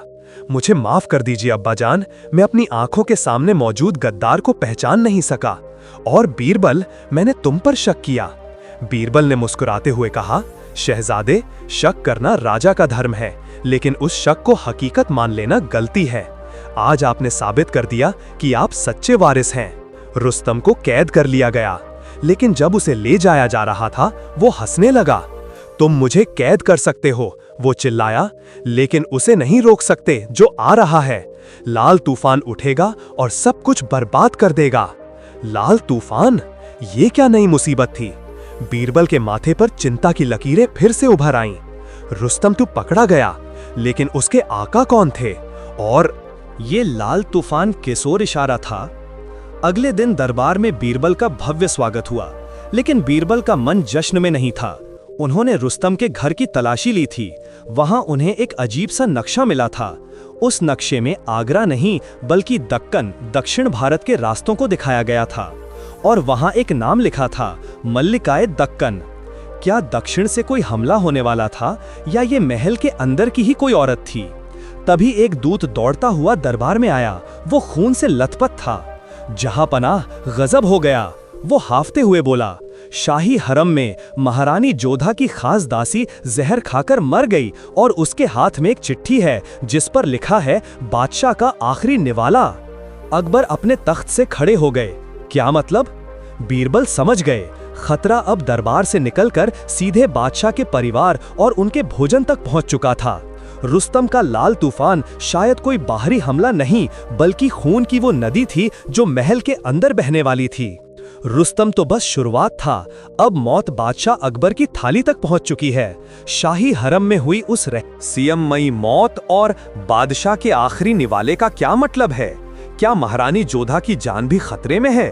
और कौन है वो मल्लिका जो पर्दों के पीछे से सल्तनत हिलाने की साजिश रच रही है? देखिए अगले भाग में, जहां बीरबल को लड़ना होगा एक ऐसे दुश्मन से जिसका चेहरा किसी ने नहीं देखा। दीवाने आम का शोर अब सन्नाटे में बदल चुका था। जहां कुछ पल पहले बीरबल की वापसी का जश्न मनाया जा रहा था, वहां अब मातम और खौफ का साया था। बादशाह अकबर का चेहरा, जो हमेशा एक चट्टान की तरह सख्त और आत्मविश्वास से भरा रहता था, इस वक्त पीला पड़ चुका था। शाही हरम यानी जनाना मुगलों की वो पवित्र जगह थी जहां बाहरी दुनिया की कोई भी साजिश दाखिल नहीं हो सकती थी। वहां बादशाह की रानियां, शहजादियां और खास दासियां रहती थीं। उस जगह पर किसी की हत्या होना और वो भी जहर से, इसका मतलब था कि सुरक्षा का सबसे मजबूत घेरा टूट चुका था। अकबर ने बीरबल की ओर देखा। उनकी आंखों में एक मूक सवाल था, अब क्या? बीरबल ने बादशाह के कंधे पर हाथ रखा, जो शिष्टाचार के खिलाफ था, लेकिन इस वक्त वो एक वजीर नहीं बल्कि एक दोस्त थे। घबरा राय नहीं जहांपनाह, बीरबल ने धीमे मगर दृढ़ स्वर में कहा। जब तक सांस है तब तक आस है। हमें अभी हरम चलना होगा। मुझे उस दासी के शरीर और उस जगह का मुआयना करना है। अकबर, बीरबल और हकीमों की एक टोली हरम की ओर बढ़ी। हरम के मुख्य द्वार पर खड़े किन्नर रक्षकों ने सिर झुकाकर रास्ता दिया, लेकिन उनके चेहरों पर भी हवाइयां उड़ रही थीं। अंदर का दृश्य दिल दहला देने वाला था। संगमरमर के फर्श पर फव्वारे के पास एक युवती का शरीर पड़ा था। उसका नाम चमेली था, जो महारानी जोधा की सबसे विश्वास पात्र और पुरानी दासी थी। उसके होंठ नीले पड़ चुके थे और आंखों में एक भयानक दर्द जमा होकर रह गया था। महारानी जोधा पास ही बैठी रो रही थीं और अन्य दासियां डरी हुई एक कोने में सिमटी थीं। अकबर ने अपनी बेगम को संभाला। बीरबल सीधे शव के पास गए। उन्होंने घुटने टेके और चमेली के हाथ में भींचे हुए उस कागज को देखा। बादशाह का आखिरी निवाला। लिखावट कांपते हुए हाथों की थी, शायद मरने से ठीक पहले लिखी गई थी। बीरबल ने हकीम से पूछा, मौत कितनी देर पहले हुई? हकीम ने नब्ज टटोलते हुए कहा, बमुश्किल आधा घंटा राजवार। जहांपनाह, जहर बहुत तेज था। शायद कालकूट या कोई विदेशी मिश्रण है। इसने गले की नसों को तुरंत काट दिया होगा। बीरबल ने चमेली के मुंह के पास झुककर सूंघा।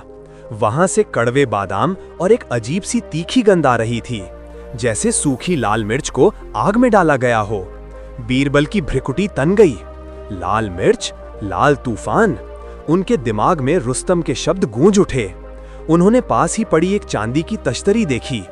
उसमें कुछ नहीं था, बस किनारे पर केसरिया रंग का एक धब्बा था। बीरबल ने अपने रुमाल से उस धब्बे को उठाया।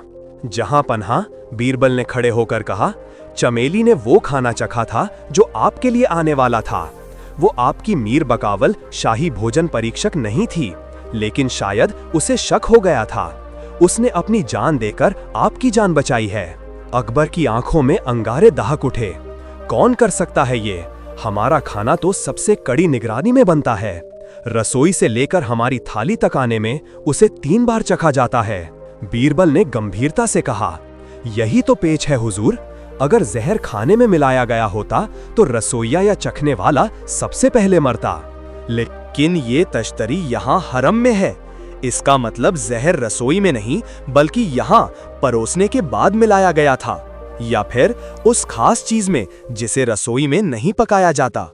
बीरबल की नजरें कमरे में घूम रही थीं। तभी उनकी नजर कोने में रखे एक इत्रदान, परफ्यूम होल्डर और एक पान की गिलौरी कर पड़ी। अकबर को भोजन के बाद पान खाने का शौक था। बीरबल ने पूछा, महारानी साहिबा, क्या आज कोई बाहरी व्यक्ति हरम में आया था? जोधा ने सिसकते हुए कहा, नहीं बीरबल, सिवाय उस नई नर्तकी के जिसे दक्षिण के नवाब ने तोहफे के तौर पर भेजा है। वो आज शाम के जश्न के लिए मुजरा पेश करने आई थी और अपना सामान रखवा कर चली गई। दक्षिण, बीरबल ने मन ही मन दोहराया। रुस्तम के घर मिला नक्शा भी दक्षिण का था और मल्लिकाए दक्कन, कड़ियां जुड़ रही थीं। बीरबल ने तुरंत आदेश दिया, उस नर्तकी को और उसके सामान को तुरंत ढूंढ कर लाया जाए और खबरदार, उसे पता न चले कि हम उसे ढूंढ रहे हैं। लेकिन बीरबल जानते थे कि ये इतना आसान नहीं होगा। जिसने ये जहर भेजा है वो कोई मामूली कातिल नहीं है, ये एक सोची समझी साजिश है। अकबर के साथ शाही रसोई बावर्ची खाना की तरफ बढ़े। ये रसोई अपने आप में एक किला थी। यहाँ सैकड़ों रसोइये दिन रात काम करते थे। हवा में मसालों, घी और केसर की महक थी, लेकिन आज ये महक बीरबल को किसी खतरे की घंटी जैसी लग रही थी। बीरबल ने मीन बकावल, मुख्य रसोइये, को बुलाया। वो थर थर कांप रहा था।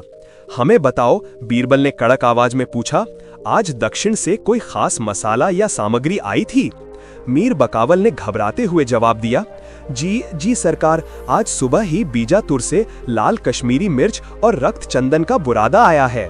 कहा गया था कि ये बादशाह की सेहत के लिए बहुत उम्दा है और इसे आज की खास डिश रोगन जोश में डाला जाए।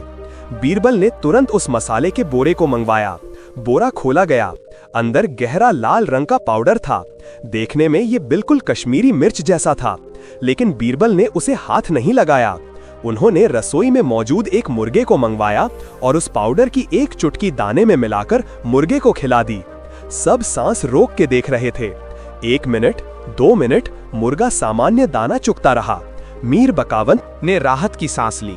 देखिए राजा साहब, ये जहर नहीं है। शायद चमेली की मौत किसी और वजह से हुई हो।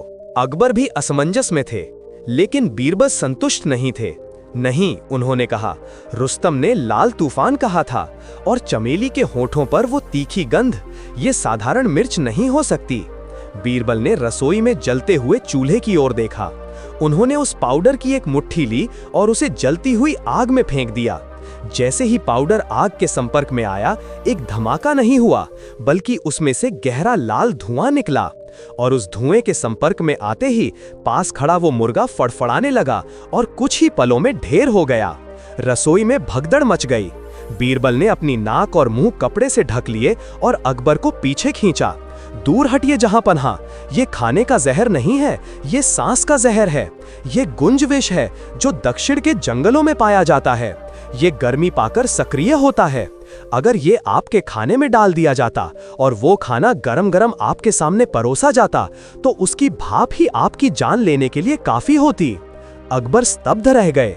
मौत उनके इतने करीब आ चुकी थी। वो पाउडर देखने में मिर्च जैसा था, लेकिन असल में बारूद से भी ज्यादा खतरनाक था। तो लाल तूफान का मतलब ये लाल धुआं था। अकबर ने क्रोधित होकर कहा, उस नर्तकी को मेरे सामने पेश करो, मैं खुद उसका सिर कलम करूंगा।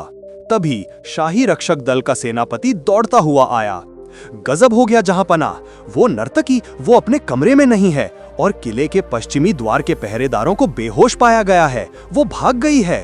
बीरबल ने दीवार पर मुक्का मारा। वो भाग गई है, लेकिन ज्यादा दूर नहीं जा सकती। आगरा के दरवाजे बंद करवा दिए जाएं, शहर का चप्पा चप्पा छान मारा जाए। लेकिन बीरबल का मन कह रहा था कि कहानी अभी खत्म नहीं हुई है।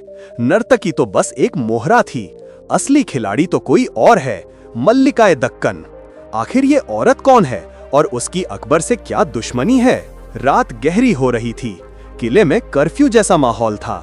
बीरबल अपने कक्ष में वापस आए, लेकिन आराम करने नहीं बल्कि सोचने।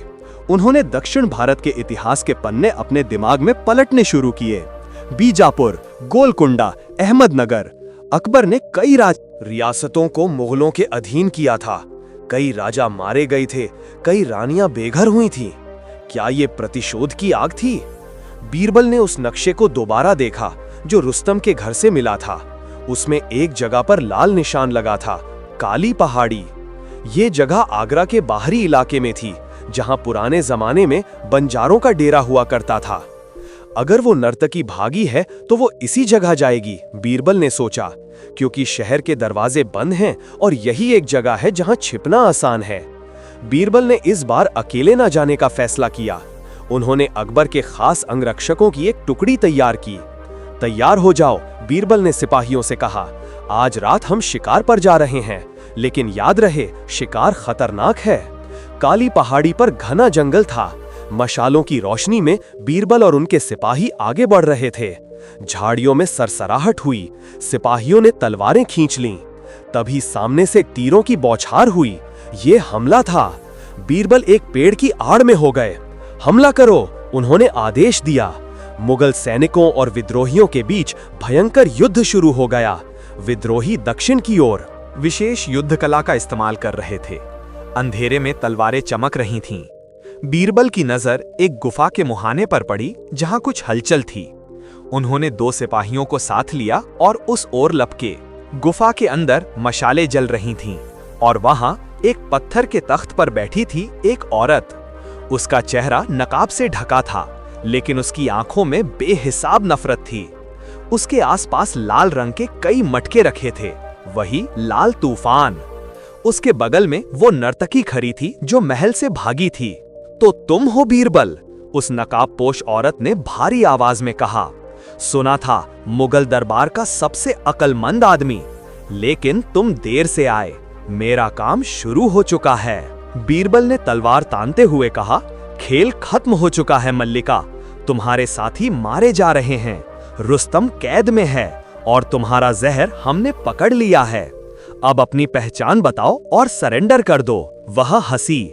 उसकी हंसी में खनक नहीं बल्कि एक डरावनी गूंज थी। उसने अपने चेहरे से नकाब हटाया।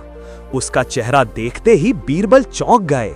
यह चेहरा उन्होंने पहले कभी नहीं देखा था, लेकिन इसके नैन नक्श ये मुगलों जैसे नहीं थे।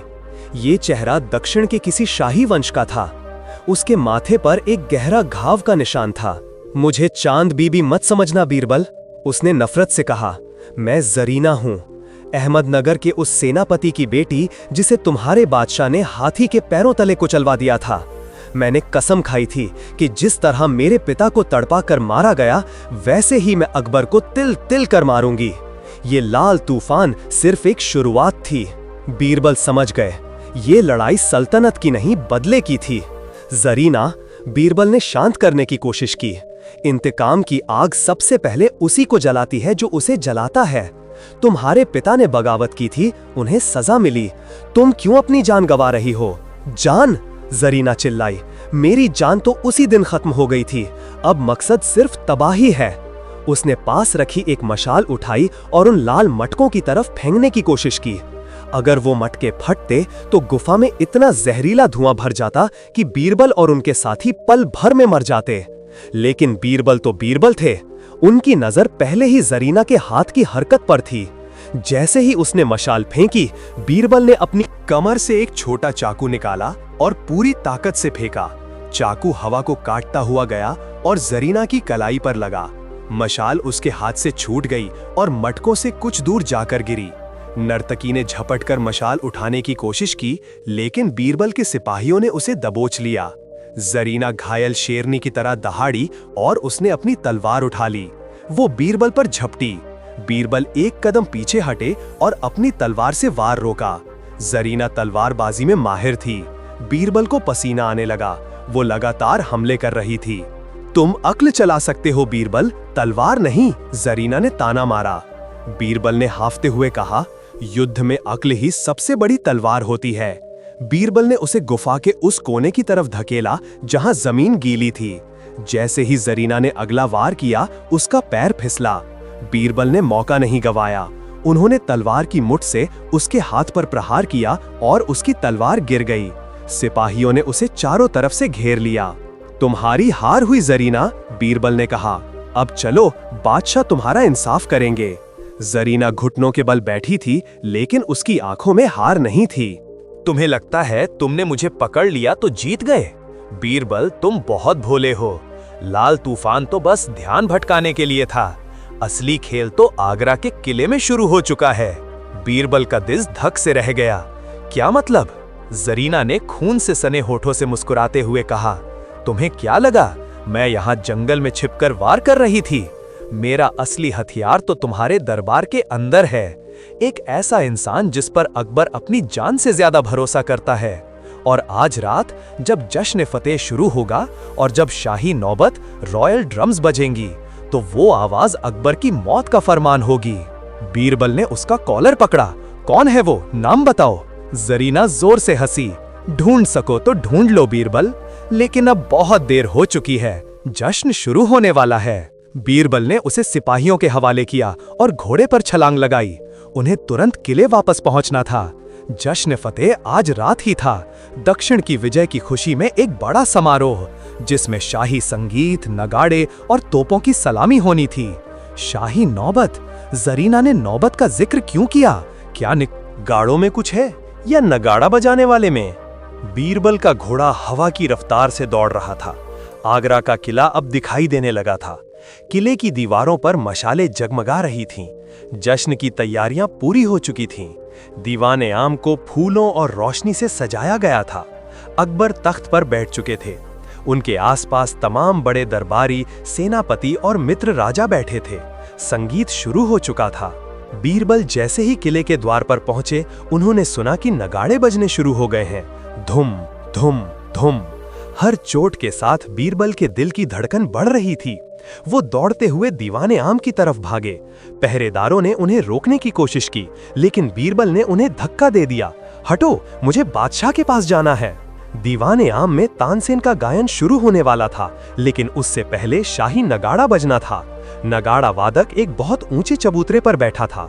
उसका चेहरा कपड़े से ढका था। वो पूरी ताकत से नगाड़े पर चोट कर रहा था। बीरबल की नजर उस नगाड़े पर गई। हर चोट के साथ नगाड़े की सतह से बहुत बारीक धूल उड़ रही थी। वो धूल सामान्य नहीं थी, वो हल्की चमक रही थी। बीरबल को अचानक समझ आ गया, ये ध्वनि का विज्ञान था। नगाड़े के अंदर जहर का बहुत बारीक पाउडर भरा गया था, और जैसे जैसे उस पर चोट पड़ रही थी, कंपन, वाइब्रेशन से वो पाउडर हवा में मिल रहा था। वो पाउडर सीधे नीचे बैठे बादशाह और दरबारियों के ऊपर गिर रहा था। ये जहर न खाने का था न पीने का।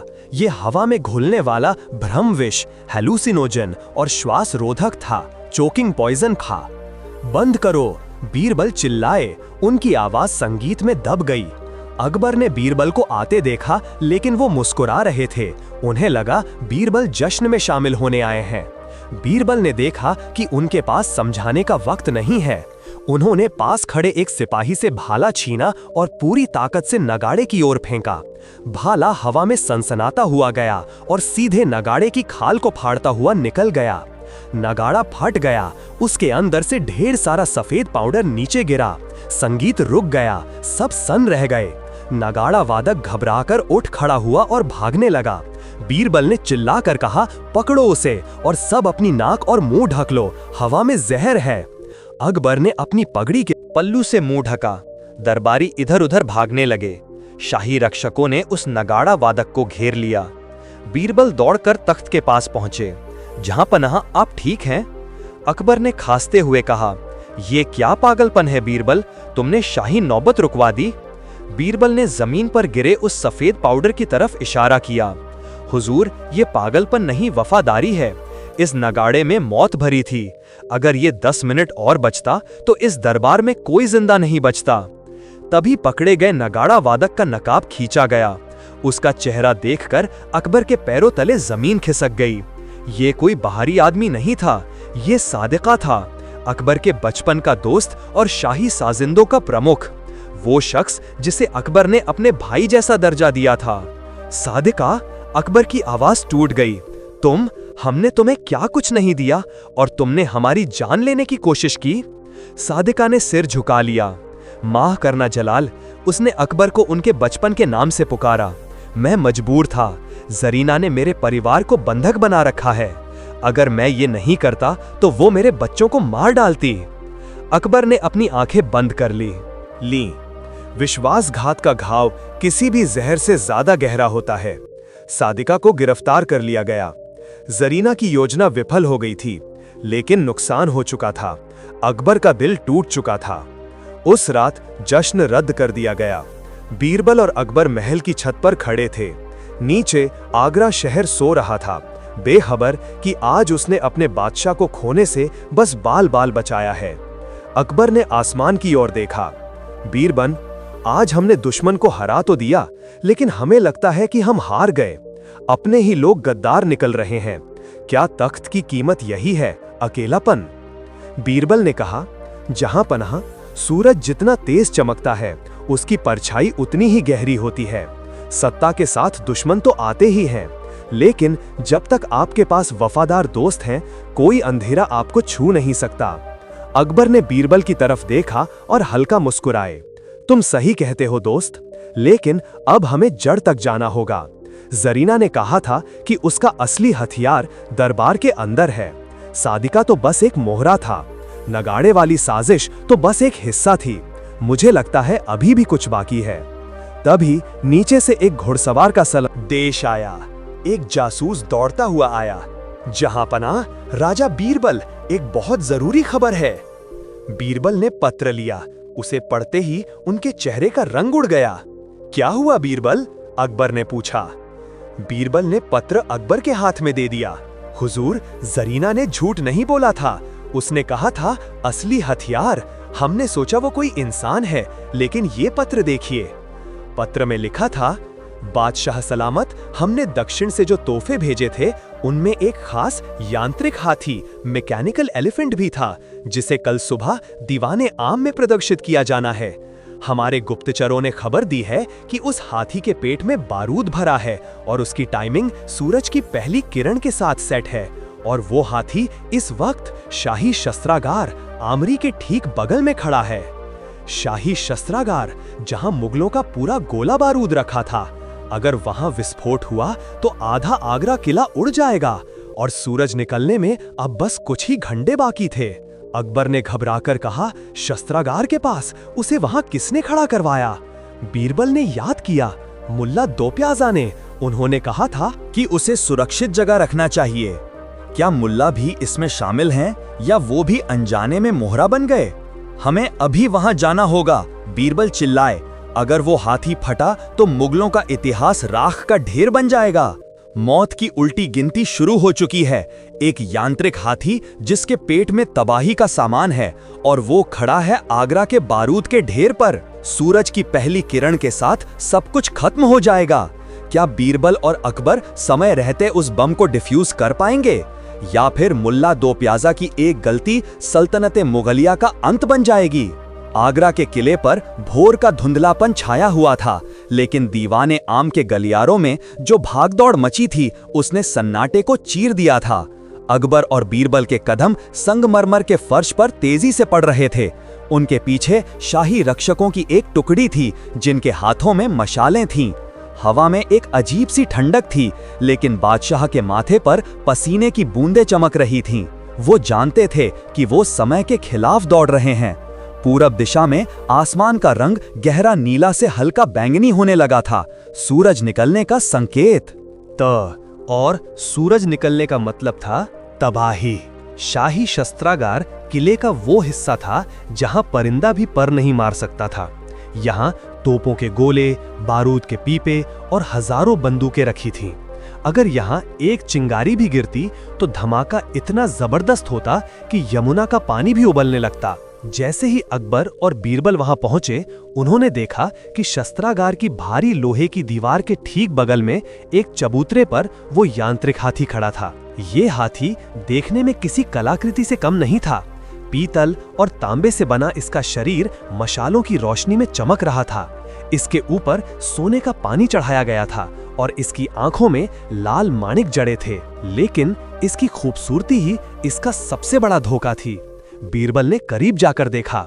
हाथी के पेट के अंदर से एक धीमी मगर स्पष्ट आवाज आ रही थी, टिक टिक टिक। ये आवाज किसी घड़ी की नहीं, बल्कि मौत की उल्टी गिनती की थी। वहां मुल्ला दो प्याजा पहले से मौजूद थे। वो जमीन पर बैठे रो रहे थे। उनका अहंकार, उनकी ईर्ष्या सब गायब हो चुकी थी। बीरबल को देखते ही वो दौड़कर उनके पैरों में गिर पड़े। बीरबल! ला, मुझे बचा लो। मैंने ही इसे यहाँ रखवाया था। मुझे लगा था ये दक्षिण की कला का एक नायाब नमूना है। मैं तो बस बादशाह को खुश करना चाहता था। मुझे नहीं पता था कि मैं अपनी ही कब्र खोद रहा हूँ। अकबर ने गुस्से में तलवार निकाल ली। तुम्हारी बेवकूफी ने आज हमें बर्बाद कर दिया मुल्ला। अगर हम बचे तो तुम्हारी सजा इतिहास याद रखेगा। बीरबल ने अकबर का हाथ पकड़ लिया। जहां पना, ये वक्त इल्जाम लगाने का नहीं, समाधान ढूंढने का है।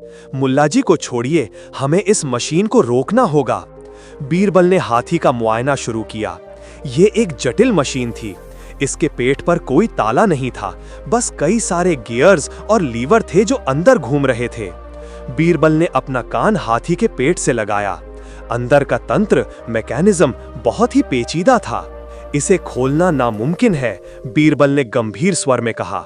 अगर हमने इसे जबरदस्ती खोलने की कोशिश की तो हो सकता है कि इसका ट्रिगर दब जाए और ये अभी फट जाए। जरीना ने इसे इस तरह बनाया है कि इसे डिफ्यूज न किया जा सके। अकबर ने हताशा में पूछा, तो क्या हम हाथ पर हाथ धरे बैठे रहें? हैं? सूरज निकलने में बस 15 मिनट बाकी हैं। बीरबल ने आसमान की ओर देखा। लालिमा बढ़ रही थी। तभी उनकी नजर हाथी के सिर पर लगी एक अजीब सी कांच की नली और एक आतिशी शीशे लेंस पर पड़ी। वो लेंस हाथी के माथे पर इस तरह सेट किया गया था कि जैसे ही सूरज क्षितिज से ऊपर आएगा, उसकी पहली किरण सीधे उस लेंस पर पड़ेगी। लेंस उस किरण को एक बिंदु पर केंद्रित फोकस करेगा और वो बिंदु ठीक नीचे बारूद की बत्ती पर पड़ेगा। सूरज! बीरबल चिल्लाए। जहां पना, इसका ट्रिगर घड़ी नहीं, सूरज है। ये लेंस सूरज की गर्मी से बारूद में आग लगाएगा। हमें सूरज को रोकना होगा। सूरज को रोकना? अकबर ने हैरान होकर कहा। बीरबल, हम बादशाह हैं, भगवान नहीं। मेरा मतलब, हमें इस लेंस को ढकना होगा, बीरबल ने कहा और अपनी पगड़ी उतारकर उस लेंस के ऊपर डाल दी। लेकिन पगड़ी डालते ही हाथी के अंदर से एक जोर की घर्रर की आवाज आई और उसकी सूंड तेजी से हिली। सूंड ने पगड़ी को झटक दिया। ये मशीन चालाक है, बीरबल ने पीछे हटते हुए कहा। इसमें सुरक्षा तंत्र है। अगर हम इसके सेंसर को छेड़ेंगे तो ये समय से पहले फट जाएगा। स्थिति अब और भी भयानक हो गई थी। वे इसे छू नहीं सकते थे, इसे खोल नहीं सकते थे और इसे ढक नहीं सकते थे। और ये शस्त्रागार के इतना करीब खड़ा था कि विस्फोट होते ही सब खत्म हो जाएगा। इसे यहाँ से हटाना होगा, बीरबल ने फैसला सुनाया। हमें इसे शस्त्रागार से दूर ले जाना होगा, कम से कम इतनी दूर कि धमाका बारूद के गोदाम तक न पहुंचे। सिपाहियों ने कोशिश की। 10-12 मजबूत रक्षक मिलकर उसे धक्का देने लगे, लेकिन हाथी अपनी जगह से टस से मस नहीं हुआ। उसके पैर जमीन में गड़े हुए थे, या शायद उसका वजन ही टनों में था। धातु और बारूद का ये ढेर इंसान की ताकत से परे था। ये बहुत भारी है, सेनापति ने चिल्लाते हुए कहा। इसे हिलाने के लिए तो साक्षात भीम की जरूरत है। सूरज की पहली किरण अब बादलों को चीरने को तैयार थी। बीरबल की आंखें चारों तरफ दौड़ रही थी। भीम, ताकत, वजन, और अचानक उनके दिमाग में एक बिजली कौंधी। कहानी जहां से शुरू हुई थी, समाधान भी वहीं था। हाथी! बीरबल चिल्लाए। असली हाथी! महावत को बुलाओ, उस शेरे हिंद को बुलाओ जिसे हमने परसों तौला था। अकबर समझ गए, लोहे को लोहा काटता है और एक हाथी को दूसरा हाथी ही हटा सकता है। आदेश दिया गया। महावत, जो पास ही अस्तबल में था, अपने विशालकाय काले हाथी को लेकर दौड़ा। वही हाथी जिसने भाग 1 में बीरबल की बुद्धिमत्ता की परीक्षा ली थी, आज सल्तनत का रक्षक बनने वाला था। हाथी वहां पहुंचा। वो विशालकाय जीव उस मशीनी जानवर को देखकर चिंघाड़ा। उसे शायद अपनी ही प्रजाति का ये अजीब बेजान रूप पसंद नहीं आया। महावत ने उसे इशारा किया, मल, आगे बढ़ो, धक्का लगाओ। असली हाथी ने अपना विशाल माथा उस यांत्रिक हाथी के पिछले हिस्से पर टिकाया। महावत ने अंकुश चुभाया। असली हाथी ने जोर लगाया। उसकी मांसपेशियां तन गईं। यांत्रिक हाथी के धातु के पैर जमीन पर रगड़ खाने लगे। चर्रर की आवाज के साथ वो इंच भर खिसका। और जोर से, बीरबल चिल्लाए, हमें इसे खाई में गिराना होगा। शस्त्रागार के पीछे किले की दीवार थी और उसके नीचे गहरी खाई मोट थी जिसमें यमुना का पानी भरा था। अगर वो इसे खाई में गिरा दें तो पानी बारूद को गीला कर देगा और धमाका अगर हुआ भी तो पानी के अंदर होगा, जिससे किला बच जाएगा। लेकिन दूरी अभी भी 50 कदम थी और सूरज अब निकलने ही वाला था। हाथी पूरी ताकत लगा रहा था। यांत्रिक हाथी के पहिए जो पैरों के नीचे छिपे थे जाम हो चुके थे, इसलिए उसे घसीटना पड़ रहा था। एक तरफ कुदरत की बनाई अद्भुत रचना थी, एक जीवित सांस लेता हाथी, और दूसरी तरफ इंसान की बनाई विनाशकारी मशीन। ये जीवन और मृत्यु का सीधा संघर्ष था। सूरज निकल रहा है, एक सिपाही ने चीख कर कहा। सूरज की एक पतली किरण किले की दीवार के ऊपर दिखाई दी। वो किरण सीधी रेखा में उस लेंस की तरफ बढ़ रही थी। जल्दी करो, अकबर भी अब हाथी के पीछे धक्का लगाने लगे। बीरबल, मुल्ला दो प्याजा और सिपाही भी जुट गए। सब मिलकर उस मौत की मशीन को धकेल रहे थे। 20 कदम, 10 कदम, 5 कदम। किले की दीवार की मुंडेर पैरापेट आ गई। अब बस एक आखिरी धक्का चाहिए था उसे नीचे गिराने के लिए। लेकिन तभी यांत्रिक हाथी का एक पहिया एक गड्ढे में फंस गया। वो रुक गया। सूरज की किरण अब लेंस से बस 1 इंच दूर थी। नहीं, बीरबल ने देखा कि अब धक्का देने से काम नहीं बनेगा। पहिया बुरी तरह फंस चुका था। असली हाथी भी अब हाँफ रहा था। बीरबल ने पल भर में निर्णय लिया। उन्होंने पास पड़े एक लोहे के भारी सब्बल क्रोबार को उठाया। वो यांत्रिक हाथी के नीचे लेट गए, बिल्कुल उस जगह जहां पहिया फंसा था। ये आत्महत्या जैसा था। अगर हाथी गिरा तो बीरबल कुचले जाएंगे, अगर वो फटा तो बीरबल के चिथड़े भी नहीं मिलेंगे। बीरबल हटो वहां से, अकबर चिल्लाए। लेकिन बीरबल ने नहीं सुना। उन्होंने सब्बल को पहिए के नीचे फंसाया और पूरी ताकत से उत्तोलक लेवर की तरह दबाया। जय हिंद, बीरबल ने चीखते हुए जोर लगाया। पहिया खटैक की आवाज के साथ गड्ढे से बाहर निकला। उसी पल असली हाथी ने अपना अंतिम और सबसे जोरदार धक्का मारा। यांत्रिक हाथी मुंडेर से फिसला। वो हवा में था। ठीक उसी सेकंड सूरज की किरण उस लेंस पर पड़ी। लेंस चमका, अंदर एक चिंगारी उठी। लेकिन तब तक हाथी हवा में था, खाई की ओर गिर रहा था। बीरबल ने खुद को जमीन पर लुढ़का दिया था। धड़ाम! हाथी पानी में गिरा। पानी का एक विशाल फव्वारा ऊपर उठा और पानी के अंदर गिरते ही बूम! एक भयानक विस्फोट हुआ। पानी के अंदर एक नारंगी गोला बना जिसने पूरी खाई के पानी को उछाल दिया। किले की दीवारें कांप उठीं। शस्त्रागार के दरवाजे खड़खड़ाए। जमीन पर खड़े सभी लोग धक्के से गिर पड़े। पानी की एक बड़ी लहर दीवार के ऊपर तक आई और सबको भिगो दिया। कुछ पलों तक सन्नाटा छाया रहा। धुएं और भाप का गुबार खाई से उठ रहा था।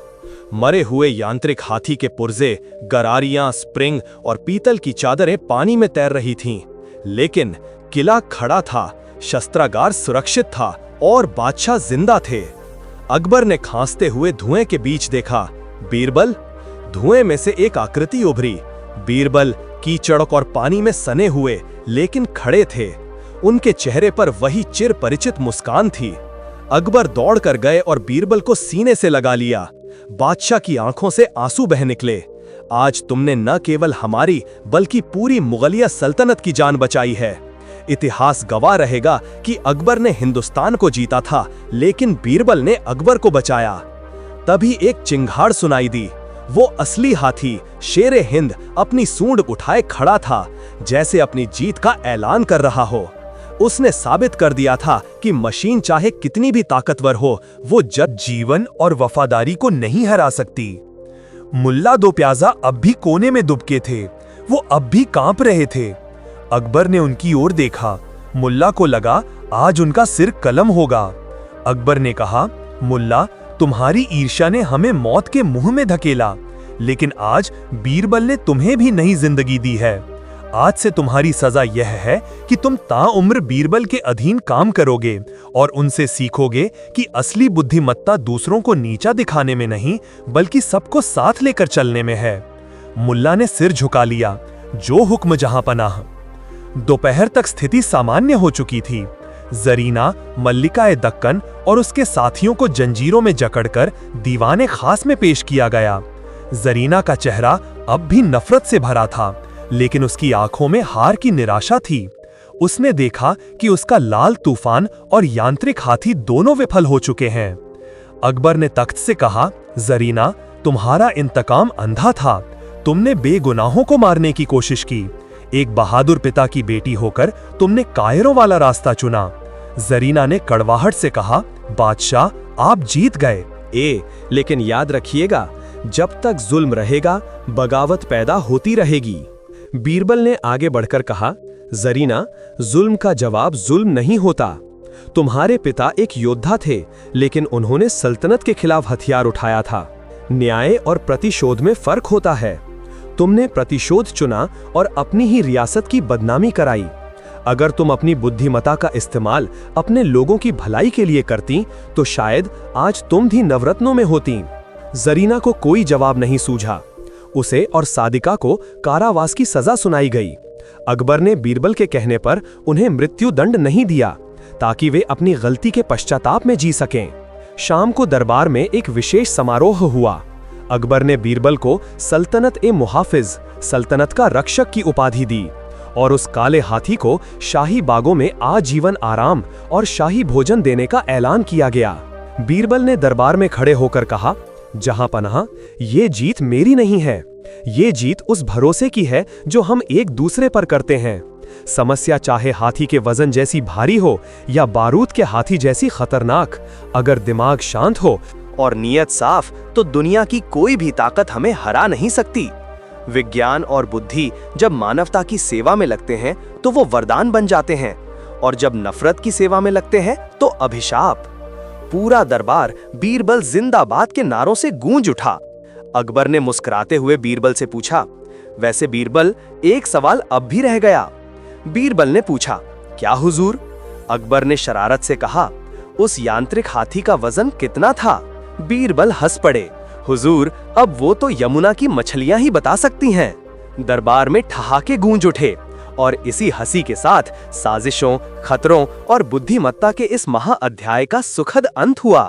तो दोस्तों, ये थी अकबर और बीरबल की वो अनसुनी दास्तान, जो शुरू हुई थी एक चुनौती से और खत्म हुई एक धमाके पर। आपने देखा कि कैसे बीरबल ने अपनी सूझबूझ से न केवल एक पहेली सुलझाई, बल्कि पूरी सल्तनत को विनाश से बचाया। ये कहानी हमें सिखाती है कि दुश्मन चाहे कितना भी ताकतवर क्यों ना हो और मुसीबत चाहे कितनी भी बड़ी क्यों ना हो, एक ठंडा दिमाग और सच्चा दोस्त ही सबसे बड़ा हथियार होता है।